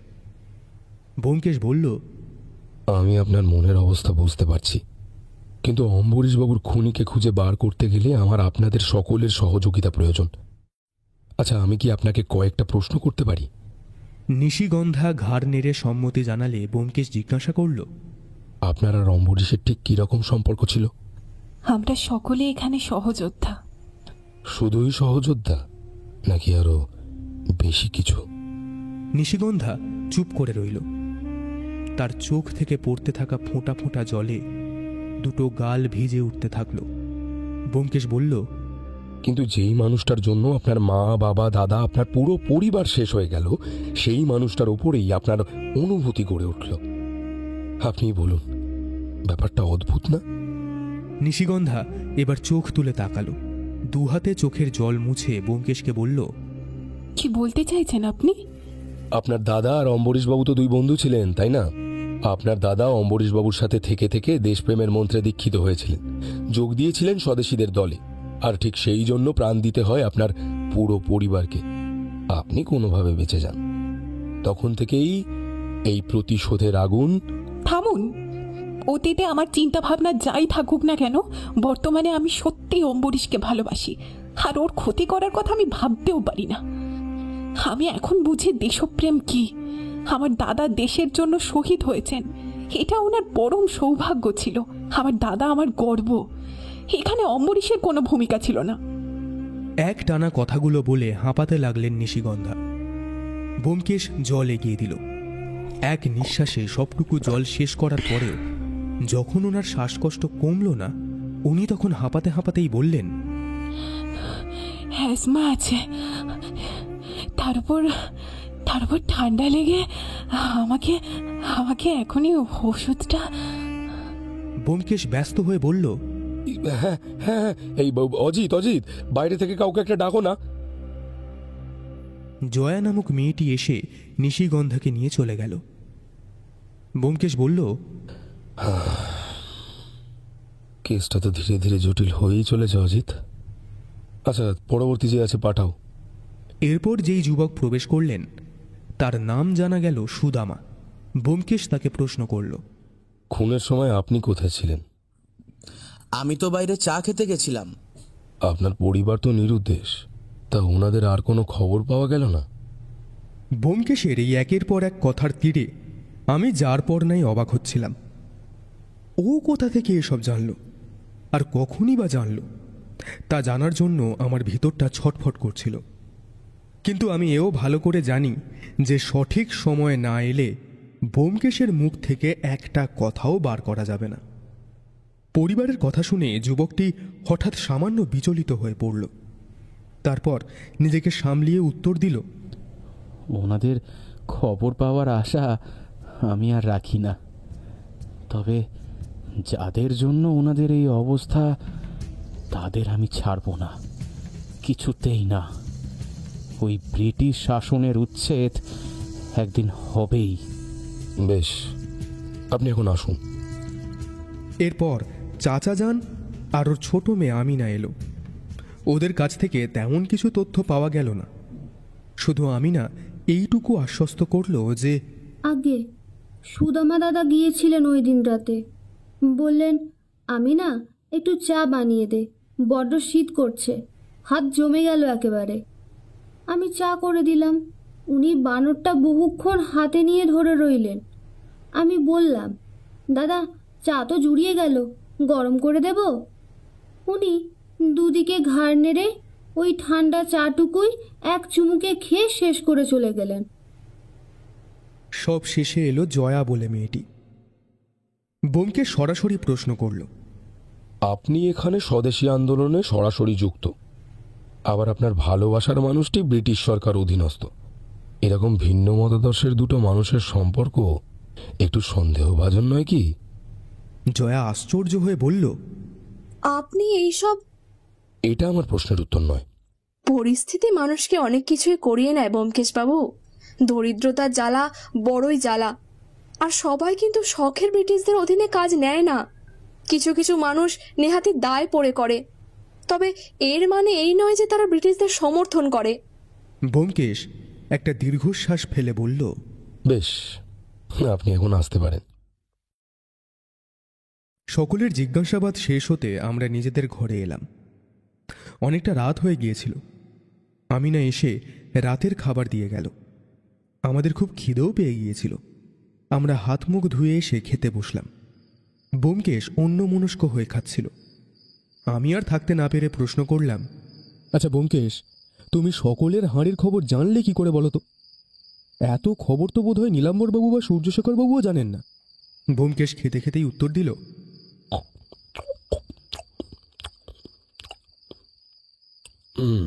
কিছুটা হোমওয়ার্ক করেই এসেছিলাম।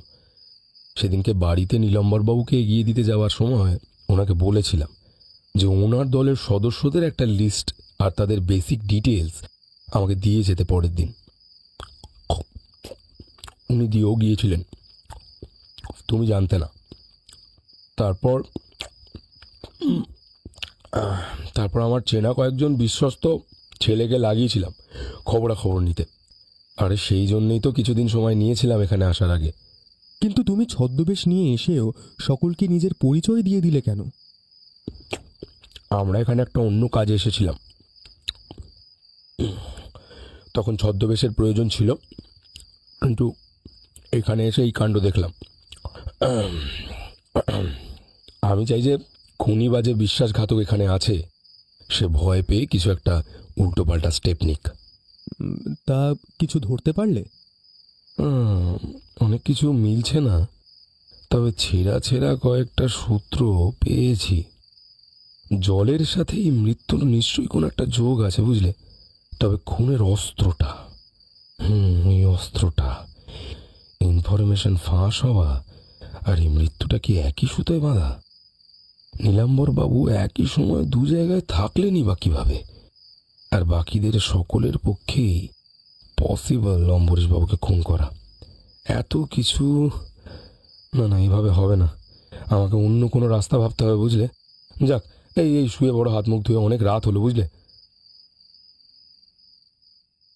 পরের দিন সকালে আমাদের যখন ঘুম ভাঙল তখন সকাল 7টা। ব্যোমকেশ চা জলখাবার খেয়ে নীলাম্বর বাবুকে ডেকে পাঠালো। তারপর ওনাকে বলল, অম্বরীশবাবুর খুনিকে আমি ধরে ফেলেছি। আপনি সকলকে আজ সন্ধ্যায় উপস্থিত থাকতে বলবেন। সকলের সামনে আমি খুনির মুখ থেকে মুখোশটা টেনে সরাবো। আর আজকে আমাকে একটু বাইরে বেরোতে হবে, ব্যবস্থা করে দেবেন অনুগ্রহ করে। নীলাম্বর বাবুর মুখটা উজ্জ্বল হয়ে উঠল। তিনি সম্মতি জানিয়ে চলে গেলেন। আমি অবাক হয়ে প্রশ্ন করলাম, তুমি বুঝতে পেরেছো কে খুন করেছে? কই, আমাকে কাল তো বললে না কিছু। আর কোথায় যাব আমরা? এখনো সবটা জানার সময় আসেনি। সকলের সাথে একসঙ্গে তুমিও সবটা জানবে বন্ধু। ও হ্যাঁ, আমরা নয়, শুধু আমি বেরোবো এখন। তুমি এখানেই থাকবে, চোখ কান খোলা রেখে সব দিকে নজর রাখবে। ব্যোমকেশ বেরিয়ে গেল 9:30 নাগাদ। ফিরল যখন, তখন ঘড়ির কাঁটা 2টো ছুঁই ছুঁই। ফিরে এসে আর কাউকে দেখতে না পেয়ে আমাকে প্রশ্ন করল, কে সবাই কোথায় গেল? হ্যাঁ, আর বলো কেন, এদের কাছে হঠাৎ কি একটা খবর এসেছে, সবাই মিলে কি একটা সিক্রেট মিশনে গেছে। অবশ্য বলেছে সন্ধ্যের মধ্যে সকলেই ফিরে আসবে। আর হ্যাঁ, আমিনা খাবার দিয়ে যাবে বলেছে। তুমি স্নান করে এসো, একসঙ্গে খাওয়া যাবে।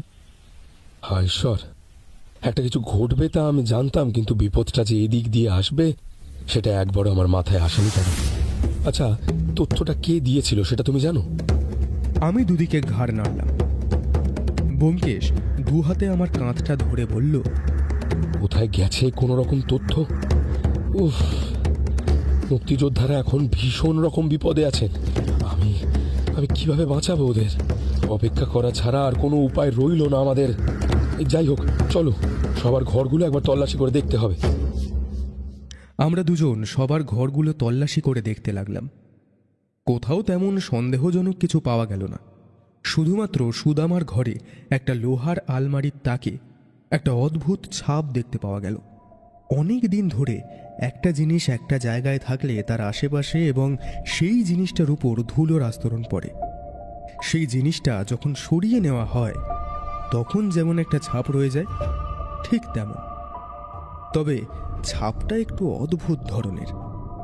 ব্যোমকেশ ছাপটা দেখে বলল, কোথায় যেন কি একটা দেখেছি যেটার ছাপ পড়লে ঠিক এই রকম হয়, কিন্তু কিন্তু কিন্তু কিন্তু কি কি সেটা মনে করতে পারছি না। মানে কি বলবো, কিছু জিনিস আমার নজর এড়িয়ে যাচ্ছে অজিত। খালি মনে হচ্ছে কি একটা হবার নয়, অথচ ঘটেছে। এদিকে অস্ত্রটা উদ্ধার করতে পারলাম না এখনো। এমন সময় আমিনার গলার আওয়াজ শোনা গেল। আমি বললাম, খাবার নিয়ে এসেছে বোধ হয়। চলো দেখি। গিয়ে দেখলাম আমার ধারণাই সঠিক। ব্যোমকেশ আমিনাকে বলল, খাবারটা নিয়ে যাও, খিদে নেই। আমিনা চলে যাচ্ছিল, হঠাৎ ফিরে এসে বলল, খাবার নিয়ে আসতে দেরি হয়েছে বলে আপনারা খাবেন না? আসলে বুঝতেই তো পারছেন, সকলের চোখ এড়িয়ে। আরে না না, ওসব কিছু নয়। আচ্ছা বেশ। ও হ্যাঁ ব্যোমকেশবাবু, অম্বরীশ দাদার একখানা চিঠি এসে পৌঁছেছে আজ। বেনারস থেকেই লিখেছিলেন উনি, নীলাম্বর দাদার চিঠি। উনি তো এখন নেই, আপনি একটু ওনাকে এলে চিঠিটা দিয়ে দেবেন। চিঠি? ঠিক আছে, আমাকে দাও, আমি দিয়ে দেবো। আমিনা চলে যেতে ব্যোমকেশ চিঠিটা খুলল, তারপর চিঠিটা পড়ে বলল, আচ্ছা, এবার খানিকটা দুয়ে দুয়ে চার করা যাচ্ছে। ব্যোমকেশ, চিঠিতে কি লেখা আছে? আমার কথা শেষ হলো না। করিডোরে নারী কণ্ঠের আওয়াজ পেয়ে ব্যোমকেশ দৌড়ে গেল। আমি ওর পিছু নিলাম। গিয়ে দেখলাম জয়া এবং নীলাম্বরবাবু দুজনেই রক্তাক্ত অবস্থায়। এর মধ্যে নীলাম্বরবাবুর অবস্থা ভীষণ খারাপ, গুলি লেগেছে। জয়া নীলাম্বরবাবুকে বহু কষ্টে ধরে নিয়ে আসছে। ব্যোমকেশ দৌড়ে গিয়ে নীলাম্বরবাবুকে ধরল। নীলাম্বরবাবু ব্যোমকেশকে দেখে বললেন, পারলাম না ব্যোমকেশ বাবু, পারলাম না। ওরা সকলকে বন্দি করে নিয়ে গেল, আমাদের দলটা শেষ হয়ে গেল ব্যোমকেশ বাবু। শারীরিক কষ্টে ওনার গলা বুঝে আসছিল। ব্যোমকেশ বলল, আপনি শান্ত হন, আপনি শান্ত হন। আগে আপনাদের চিকিৎসার প্রয়োজন, কিন্তু কিন্তু এই অজিত একটু ধরো তো। আমরা ধরাধরি করে ওনাদের অস্থায়ী হাসপাতাল হিসেবে ব্যবহৃত ওই হল ঘরটায় নিয়ে গেলাম। নীলাম্বরবাবুর অবস্থা সঙ্গীন। এদিকে ডাক্তারও এখানে নেই। চাচা যান গেছে এদেরই পরিচিত আর এক ডাক্তারের কাছে। এত কষ্টের মধ্যে নীলাম্বরবাবু ব্যোমকেশের দুটো হাত ধরে বলে উঠলেন, আপনি আমার কথা ভাববেন না ব্যোমকেশ বাবু, আপনি আমার কথা ভাববেন না। আজ আমি একজন ব্যক্তি হিসেবে নয়, আমাদের সম্মিলিত সংগ্রামের একটা ছোট্ট অংশ হিসেবে আপনাদের সামনে দাঁড়িয়ে আছি। এই পৃথিবীতে হয়তো আমার সময় শেষ, আমাকে নিয়ে আর সময় নষ্ট করবেন না। আমার আপনাকে কিছু বলার আছে ব্যোমকেশ বাবু। আমরা আমাদের ব্যক্তির স্বার্থের চেয়ে বড় একটি কারণের জন্য লড়াই করেছি। আমরা ব্যক্তিগত লাভ বা গৌরবের জন্য নয়, স্বাধীনতা, ন্যায় ও সাম্যের আদর্শের জন্য লড়াই করেছি। আমরা যুদ্ধ করেছি যাতে ভবিষ্যৎ প্রজন্ম নিপীড়নের শৃঙ্খল থেকে মুক্ত হয়ে স্বাধীনতার বাতাসে শ্বাস নিতে পারে।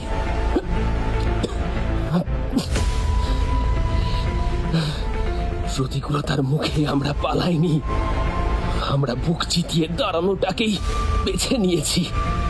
আমরা কষ্ট সহ্য করেছি, চোখের জল ফেলেছি এবং অকল্পনীয় যন্ত্রণার মুখোমুখি হয়েছি। কিন্তু এই সবের মধ্যে দিয়েও আমরা কখনোই আমাদের উদ্দেশ্যটা হারাইনি। আমরা আমাদের হৃদয়ে আশার আলো বহন করেছি, আমাদের চারপাশের লোকদের উদ্বুদ্ধ করেছি। আজ আমি বিদায় জানাতে প্রস্তুত। আমি মৃত্যুকে ভয় পাই না, কারণ মৃত্যু একটি নিছক উত্তরণ, এক জন্ম থেকে অন্য জন্মে পদার্পণ। কিন্তু কিন্তু যেটা আমাকে সত্যিকারের অর্থে ভীত করেছে তা হলো এই চিন্তা যে আমাদের আমাদের সংগ্রাম বোধহয় শেষ হয়ে গেলে আমরা যে ত্যাগ স্বীকার করেছি তা হয়তো বৃথা হয়ে যাবে। ব্যোমকেশ বাবু, আমাকে প্রতিশ্রুতি দিন যে আপনি স্বাধীনতার মশাল বহন করবেন।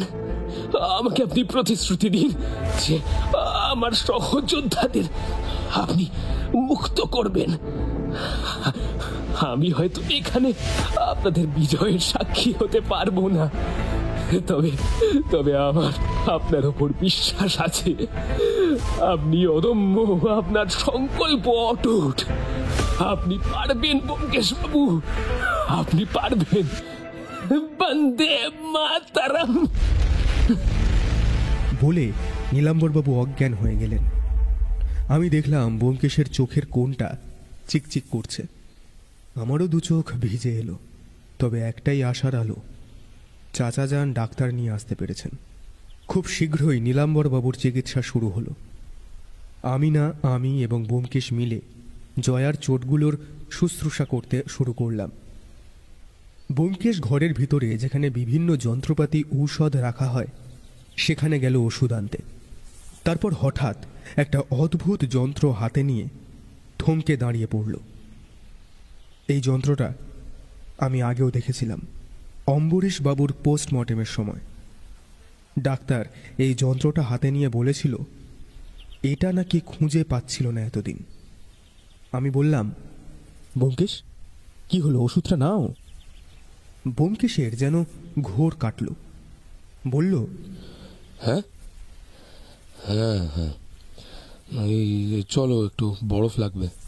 আমরা বরফের বাক্সর কাছে গেলাম। ব্যোমকেশ আমাকে খানিকটা বরফ বার করতে বলল। বরফের বাক্সের ভিতর বরফগুলো এবড়ো খেবড়ো হয়ে জমাট বেঁধেছিল। বরফ বার করতে গিয়ে একটা বরফের চাইয়ের তীক্ষ্ণ দিকটায় আমার হাতটা অল্প ছড়ে গেল। ব্যোমকেশ তাই দেখে আমাকে বলল, কি যে করো না তুমি অজিত, কাটলে তো হাতটা দেখি। তারপর কিছুক্ষণ থেমে থেকে লাফিয়ে উঠে বলল, অজিত পেয়ে গেছি। চলো চলো চলো চলো চলো। আমি বোকার মতো ব্যোমকেশের দিকে তাকিয়ে রইলাম। কেন যে এই মানুষটা আগের থেকে কিছু বলে না। উফ। তোমরা শুনছো ব্যোমকেশ ও রক্তের ছাপ, আমার নতুন অডিও স্টোরি চ্যানেল রহস্য রোমাঞ্চকে তোমরা যদি এখনো সাবস্ক্রাইব না করে থাকো তাহলে অবশ্যই এই ভিডিও ডেসক্রিপশনের উপরে দেওয়া লিঙ্ক থেকে তোমরা এক্ষুনি সাবস্ক্রাইব করে এসো। এখন থেকে এই চ্যানেলের পরিবর্তে আমি ওখানে তোমাদের জন্য রেগুলার নতুন গল্প নিয়ে আসব। নীলাম্বর বাবুকে বহু কষ্টে বাঁচানো গেলেও উনি এখন ভীষণ দুর্বল, জ্ঞান ফেরেনি। ডাক্তার বলে গেলেন সময় লাগবে। ব্যোমকেশ বলল, আমাদের হাত পা গুটিয়ে বসে থাকলে চলবে না। খুব তাড়াতাড়ি বাকি বিপ্লবীদের মুক্ত করে আনতে হবে। খুব তাড়াতাড়ি একটা পরিকল্পনা ভাবতে হবে, কিন্তু তার আগে জানতে হবে ওদেরকে কোন জেলে বন্দি করে রাখা হয়েছে। চাচা যান, আমিনা, জয়া সকলেই আমাদের সাথেই ছিল। চাচা যান বলল, আমি জানি, আমি খবর নিয়েছি, ওদেরকে মুক্তাপুর জেলে রাখা হয়েছে। ব্যোমকেশ বলল, আমাদের ওখানে ছদ্মবেশে যেতে হবে অজিত, কিন্তু তার আগে ওই জেলের একটা ব্লু প্রিন্ট আমাদের জোগাড় করতে হবে। তবেই আমরা কিভাবে সেখানে ঢুকবো, কোথা দিয়ে যোদ্ধাদের বার করে আনবো, সেটার পরিকল্পনাটা করতে পারবো। মুক্তারপুরের কথা শুনে জয়ার মুখ সামান্য উজ্জ্বল হয়ে উঠল। আমি মনে হয় আপনাদের সাহায্য করতে পারবো। আমার একজন খুব কাছের মানুষ ওইখানে কর্মরত আছেন, ওই জেলেরই একজন গার্ড, অমল। আপনি ভাববেন না, আজকে রাতটুকু শুধু আমার একটু সময় দিন। জয়ার কথায় আমরা আশ্বস্ত হলাম। ব্লু প্রিন্ট জোগাড় হলো। ঠিক হলো আমি, ব্যোমকেশ আর জয়া যাব ছদ্মবেশে। ব্যোমকেশ ছদ্মবেশ নেবে বিদেশি কূটনীতিজ্ঞর, আমি হব তার সেক্রেটারি, আর জয়া ছদ্মবেশ নেবে একজন বিদেশি সাংবাদিকের। ব্যোমকেশ নিজের পরিচিতির জোরে সেই মতো 3টে জাল পরিচয়পত্র জোগাড় করে ফেলল। ঠিক হলো আগামীকাল সন্ধেবেলা আমরা অভিযানে বের হব, কারণ রাতের অন্ধকার আমাদের এই কাজ সামান্য হলেও সহজ করবে বলেই ব্যোমকেশের ধারণা। পরের দিন সময় মতো আমরা বেরিয়ে পড়লাম। এই প্রথম ব্যোমকেশের সাথে বেরিয়েও আমার বুকের ভেতরটা দুরু দুরু করছিল। মুক্তারপুর জেলে ঢোকার মুখেই গার্ড আমাদেরকে আটকালো। ব্যোমকেশ নিজের বাংলায় বিদেশি টান এনে বলল, আমরা বিদেশ হইতে আসিতেছি, আমি একজন ডিপ্লোম্যাট আছি, এই হলো আমার সেক্রেটারি, আর ইনি মিস ব্রেগেনজা। একটা আন্তর্জাতিক প্রকাশনার জন্য বন্দীদের অবস্থার বিষয়ে রিপোর্ট করতে আসিয়াছেন। এই হলো আমাদের পরিচয়পত্র। বলে ব্যোমকেশ আমাদের সবার নকল পরিচয়গুলো দেখালো। গার্ড বলল, ঠিক আছে, আপনারা ভিতরে যেতে পারেন। আমরা ভিতরে গিয়ে চারপাশটা ঘুরে ঘুরে দেখতে থাকলাম। জয়া গিয়ে ওর প্রেমিকের সাথে দেখা করে এলো। তারপর আমরা মুক্তিযোদ্ধাদের যেখানে বন্দি করে রাখা হয়েছিল সেইখানেই গেলাম। একজন গার্ড আমাদের পরিচয় পেয়ে জিজ্ঞাসাবাদের জন্য বন্দীদের কক্ষে আমাদের ঢুকতে দিল। ব্যোমকেশ ভিতরে গিয়ে বন্দীদের নানান রকম প্রশ্ন করতে লাগলো। তারপর সুযোগ পেয়ে চাপা স্বরে বন্দীদের বলল, আমি ব্যোমকেশ, চিন্তা করবেন না, খুব তাড়াতাড়ি আমরা এখান থেকে বেরিয়ে যাব। ব্যবস্থা করাই ছিল। ব্যোমকেশের ইশারাতে আমি আর জয়া ওই সেল থেকে বেরিয়ে পড়লাম। কিছুটা দূরে জয়ার প্রেমে অমল দাঁড়িয়েছিল। আমরা পরিকল্পনা মাফিক ইচ্ছাকৃত অমলের সঙ্গে ঝামেলা শুরু করে দিলাম। কিছুক্ষণ পরে সেই ঝামেলা এমন আকার নিল যে বাকি রক্ষীরা সেখানে ছুটে এলো। জয়া আমাকে ইশারা করতেই আমি ব্যোমকেশের কাছে গিয়ে ওকে সিগন্যাল দিতেই ও বন্দীদের হিডেন ক্যামেরার ব্লাইন্ড স্পটগুলো দিয়ে সাবধানে একটা গুপ্ত সুড়ঙ্গের কাছে নিয়ে গেল। তারপর সুযোগ বুঝে জয়া ফিরে আসতেই আমরা সুড়ঙ্গ দিয়ে বাইরে বেরিয়ে সোজা গিয়ে উঠলাম চাচা জানের নিয়ে আসা গাড়িতে। তারপর সোজা আমাদের আস্তানায়।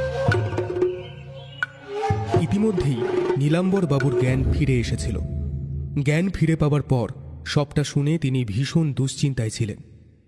এখন সকলকে ফিরে পেয়ে নীলাম্বরবাবু ভীষণ আনন্দিত হলেন। এই প্রথম আমরা তার চোখে জল দেখলাম। তিনি ব্যোমকেশের দুহাত ধরে বললেন, আজ আপনাকে ধন্যবাদ জ্ঞাপনের কোনো ভাষা আমাদের নেই ব্যোমকেশ বাবু। বাকি সকলেই আমাদের কৃতজ্ঞতা জ্ঞাপন করল। কৃতজ্ঞতা জ্ঞাপনের পালা শেষ হলে ব্যোমকেশ বলল, স্বাধীনতার জন্য লড়াই তো শুধু একা আপনাদের দায়িত্ব নয়, এই দায়িত্ব আমাদের সবার, তাই আমাদের ধন্যবাদ দেবেন না। আর জয়া দেবী এবং ওনার ভালোবাসার মানুষ অমলবাবুর সহায়তা না পেলে আমরা কিছুই করে উঠতে পারতাম না। অমলবাবুই মুক্তারপুর জেলের নকশা, ওখান থেকে বেরোনোর রাস্তা আমাদের বলে দিয়েছিলেন। সূর্যশেখরবাবু বললেন, কিন্তু আমাদের দল যখন অভিভাবকবিহীন হয়ে পড়েছিল, তখন আপনারা যদি না এগিয়ে আসতেন, নিজেদের জীবন তুচ্ছ করে আমাদের বাঁচাতে না যেতেন, তাহলে আমাদের লড়াই যে এখানেই শেষ হয়ে যেত ব্যোমকেশ বাবু। আচ্ছা, এখানে তো সবাইকে দেখতে পাচ্ছি, কিন্তু সুদামা বাবুকে তো দেখছি না। আমরা ভেবেছিলাম ও হয়তো এখানে পালিয়ে এসেছে। নীলাম্বরবাবু বললেন, কি জানি কি হলো সুদামার। নীলাম্বরবাবুর কথা শেষও হলো না। সুদামাবাবু পায়ে চোট নিয়ে খোঁড়াতে খোঁড়াতে আস্তানায় ঢুকলেন। ওনাকে দেখে সকলেই স্বস্তির নিঃশ্বাস ফেলল। সুদামাবাবু বললেন, ফিরে এসে যে তোমাদের অক্ষত অবস্থায় দেখতে পাবো, এটা আমার কল্পনার অতীত ছিল। আমি তো যা হোক করে পালিয়ে একটা আস্তানায় লুকিয়েছিলাম, পায়ে চোট ছিল। আজকে একটু সুস্থ বোধ করতে এখানে ফিরলাম। ব্যোমকেশবাবুকে সব খবর দেব বলেই এখানে এসেছি। যদি উনি কোনোভাবে সাহায্য করতে পারেন দেখি। তা কিভাবে এই অসম্ভব সাধন হলো? এত তারা কিসের সুদামাবাবু? এই তো ফিরলেন, এনাদের ব্যাপারটা আপনাকে পরে সব খুলে বলছি। এখন এখানে সকলে আছেন, আগে আপনার ব্যাপারটা সকলকে খুলে বলি, কি বলেন? কিসের কথা বলছেন আপনি? তবে আপনার কিন্তু একটাই দোষ, সাহসিকতা, আত্মবিশ্বাস ভালো, কিন্তু জানেন তো, কোনো কিছুরই অতিরিক্ত থাকা ভালো নয়। এই ধরুন, যেমন আপনি আবার এখানে নতুন গেম প্ল্যান করে ফিরে এলেন, এটা কিন্তু আপনার জীবনের চরম ভুল হলো। সকলেই ওর মুখ চাওয়াচাওয়ি করতে লাগলো। সকলেই অবাক, ব্যোমকেশ কি বলছে? সুদামা বাবু রেগে গিয়ে বললেন, দেখুন ব্যোমকেশ বাবু, আপনি কি বলছেন আমি কিছুই কিন্তু বুঝতে পারছি না। বেশ, তবে বুঝিয়ে বলার কাজটাও না হয় আমিই করলাম। নীলাম্বর বাবু, এই সুদামা বাবুই আসল অপরাধী। উনি এতদিন আপনাদের সব তথ্য ফাঁস করতেন। সবটা জেনে যাওয়ায় উনিই অম্বরীশ বাবুকে হত্যা করেছেন। ঘরের মধ্যে মৃত্যুর ন্যায় নিস্তব্ধতা। সকলেই ঘৃণার চোখে তাকিয়ে আছে সুদামা বাবুর দিকে। সুদামা বাবু হিংস্র নেকড়ের মতো ঝাঁপিয়ে উঠে বললেন, কি কি প্রমাণ আছে আপনার কাছে? আপনি যে এতগুলো কথা বলছেন আমাকে, আপনার কাছে কোনো প্রমাণ আছে? এবার ব্যোমকেশ বলতে শুরু করলো, সব থেকে বড় প্রমাণ আপনার ওই নীল চোখ। আসলে আপনি বাঙালি নন সুদামাবাবু। আপনার বাবা মা দুজনেই ইংরেজ। আপনার পরিবার মোটেও ইংরেজদের হাতে বন্দী নন। আপনি মিথ্যে বলেছিলেন। আসলে আপনি ব্রিটিশ কোম্পানির সিক্রেট এজেন্টের একজন কর্মী। বাইরে আমারও কিছু পরিচিতি আছে। আমার লোক আপনার খবর এনে দিয়েছে। আপনি লুকিয়ে লুকিয়ে এনাদের সব খবর ফাঁস করে দিতেন। তারপর একদিন কোনোভাবে আপনার সব কীর্তিকলাপের কথা অম্বরীশবাবু জেনে যান। কিন্তু উনি সেই সময় বেনারস যাচ্ছিলেন, তাই সবটা সবাইকে বলে যেতে পারেননি। ভেবেছিলেন ফিরে এসে বলবেন। আপনিও কোনোভাবে অম্বরীশবাবুর এই সবটা জেনে যাওয়ার ব্যাপার জেনে ফেলেছিলেন। তারপর আপনি অম্বরীশবাবুকে মারার একটা ইউনিক প্ল্যান বানিয়ে ফেলেন। চুরি করেন, ডাক্তারের বরফ কাটার মেশিন চুরি করেন, সেটা নিজের ঘরে লুকিয়ে রাখেন। এদিকে অম্বরীশবাবু ভয় পেতে থাকেন। উনি ঠিক করেন উনি নির্ধারিত সময়ের আগেই ফিরে আসবেন এবং সেটা জানিয়ে নীলম্বর বাবুকেও চিঠি পাঠান। কিন্তু সেই চিঠি আসতে দেরি করে ফেলে। ইতিমধ্যে আপনি ওই বরফ কাটার যন্ত্র দিয়ে সবার অলক্ষ্যে বানিয়ে ফেললেন একটা ধারালো আইস নাইফ, বা যাকে বলে বরফের ছুরি। বরফ বাক্সের তাপমাত্রা আরও কমিয়ে তা গরম বাক্সের মধ্যে লুকিয়ে রাখেন। অম্বরীশবাবু আপনার নজর এড়াতে গভীর রাতে নিজের ঘরে ঢুকে লুকিয়ে পড়ে, কিন্তু তা আপনার নজর এড়ায় না। আপনি এরপর নিজের হড়বোলা হওয়ার গুণ কাজে লাগিয়ে নীলাম্বর বাবুর স্বর নকল করে অম্বরীশবাবুকে হাসপাতাল ঘরে ডেকে পাঠান। তারপর সুযোগ বুঝে ওনার বুকে চালিয়ে দেন সেই বরফের ছুরি। বরফ ছুরি খুব বেশি ধারালো না হওয়ায় আপনাকে বেশ কয়েকবার স্ট্যাবিং করতে হয়। তারপর অম্বরীশবাবুও মারা যান, আর ওনার দেহের উষ্ণতা এবং আপনার হাতের উষ্ণতায় বরফের ছুরি গলে জল হয়ে যায়। ব্যাস, মার্ডার ওয়েপন লোপাট। মৃতদেহের চারিদিকে এবং মৃতদেহতে এত জল দেখে আমার প্রথমেই একটা সন্দেহ হয়েছিল। তারপর পোস্টমর্টমের সময় অম্বরীশবাবুর ক্ষতটা দেখে আমার সন্দেহ আরও গাঢ় হয়। নর্মাল ছুরির আঘাতে সাধারণত ওরকম অগভীর এবড়ো খেবড়ো ক্ষত হয় না, কিন্তু তাও আমি ধরতে পারছিলাম না শুরুতে। তারপর একটা প্ল্যান করি, আপনাদের মধ্যে রটিয়ে দিই যে আমি খুনি পর্যন্ত পৌঁছে গেছি।